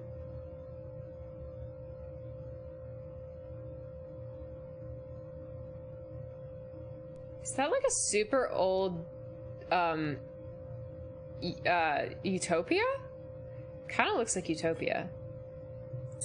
They seem so familiar. You feel like you know them so well. Oh, it's you. Oh, it's me! Only ancient. Her arms are covered with so many data bands, so many lifetimes of knowledge.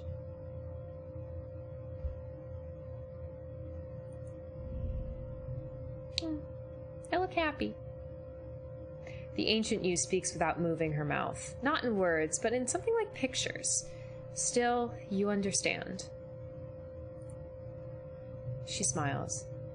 We had a good life, don't you think? But there are so many possibilities, and this was only one of them. I lived my best life. I could have done better, or well, I tried.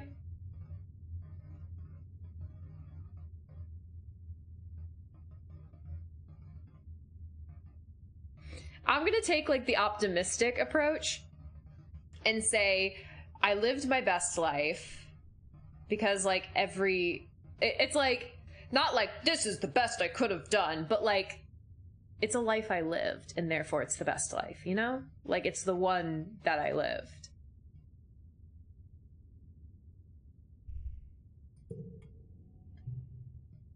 There was a girl. We were young together. Tammy, with the cotton candy hair. Such a shame to see a life snuffed out so young. She gives you a look as if to say you were somehow responsible for this. Wait, were you? Could you have saved her? I think I could have. We have a chance to take another path, to change the way our life turned out. She reaches out a hand. Come with me. Yes. In my second playthrough, I'm gonna save Tammy.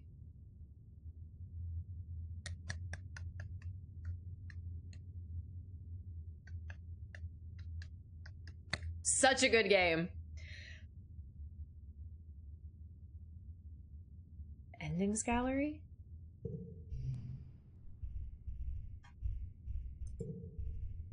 Oh, I got quite a few. That's nice.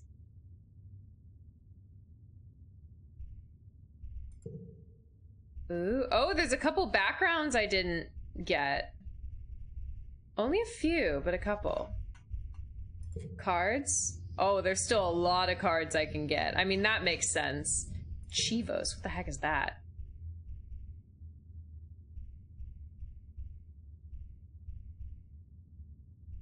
Aren't these just like cards, but...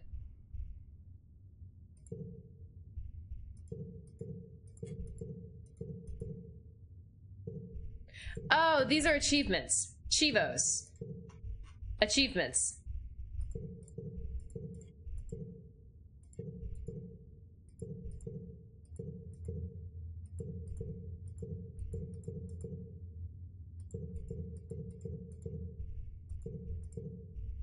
One ending. I got the Explorer ending.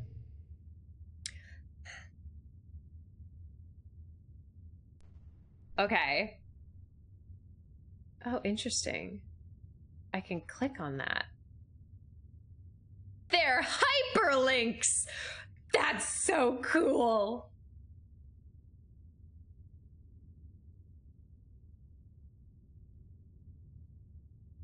Ooh, lots of card artists. It's a very good game. I want to, like, let the credits roll because I like letting the credits roll for games I like.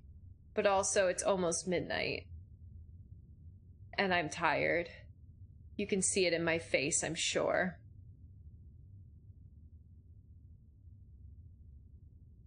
I'll see what's after. We'll get the... Well, I mean, I know nobody's actually reading them. It just feels like... You know... Just feels like kind to... Like, these people worked hard on this game. And I want to, like, give them the recognition they deserve. That might be the end. Okay, now we're... Oh, I can go faster through it! Ha ha! Look at all these people that worked on things. They all deserve lots of thanks. Okay, start my new life. Oh, hey, now Rex is there. Interesting. Okay. I'm not gonna start my new life just now because I need to go to bed. I was gonna go for a run tonight. I didn't expect, like, I knew it was gonna be a long stream.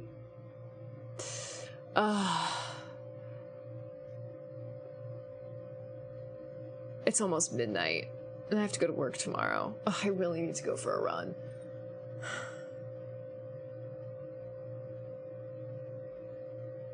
Maybe I can go for a run tomorrow. I keep saying that, but it keeps getting late. Okay. I'm gonna have to put the end screen on for like a while because I know we're super lagged. And I'm sorry that I won't be able to like stay on while I wait for the lag to catch up because that's just an infinite cycle. But I hope you guys had fun. I had a lot of fun. This game is awesome. I will definitely be playing through it again. Just maybe not on stream because I want to get to spooky season. We gotta play some spooky games. Spooky games. Which, speaking of which, I need to put Soma on my list. See if maybe I want to play that one. Heard it's nice and spooky. From the creators of Amnesia, yeah, which I've heard Amnesia is terrifying. Similar to Lethal Company. Interesting. It's considered horror, psychological horror, atmospheric, dark. Okay, interesting. I'll think about it.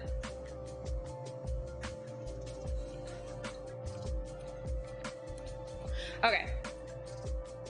Anywho.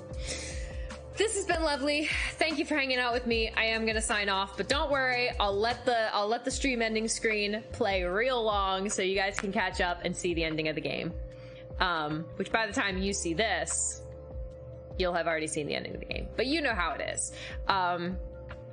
Okay. Thank you all for hanging out with me. Thank you so much. As a reminder, it's gonna be a little bit before I stream again. I have family coming in town, and so I will be entertaining them. So I think it's gonna be like, so not this next Sunday that's coming up, but the Sunday after that, I think is gonna be the next time I can stream. If not, then the Tuesday after that. I don't know exactly when my parents are flying back out, so I don't know if it's like on that Sunday or the Monday after. But at least this Sunday, no stream. This coming Tuesday, no stream. Okay? Capiche?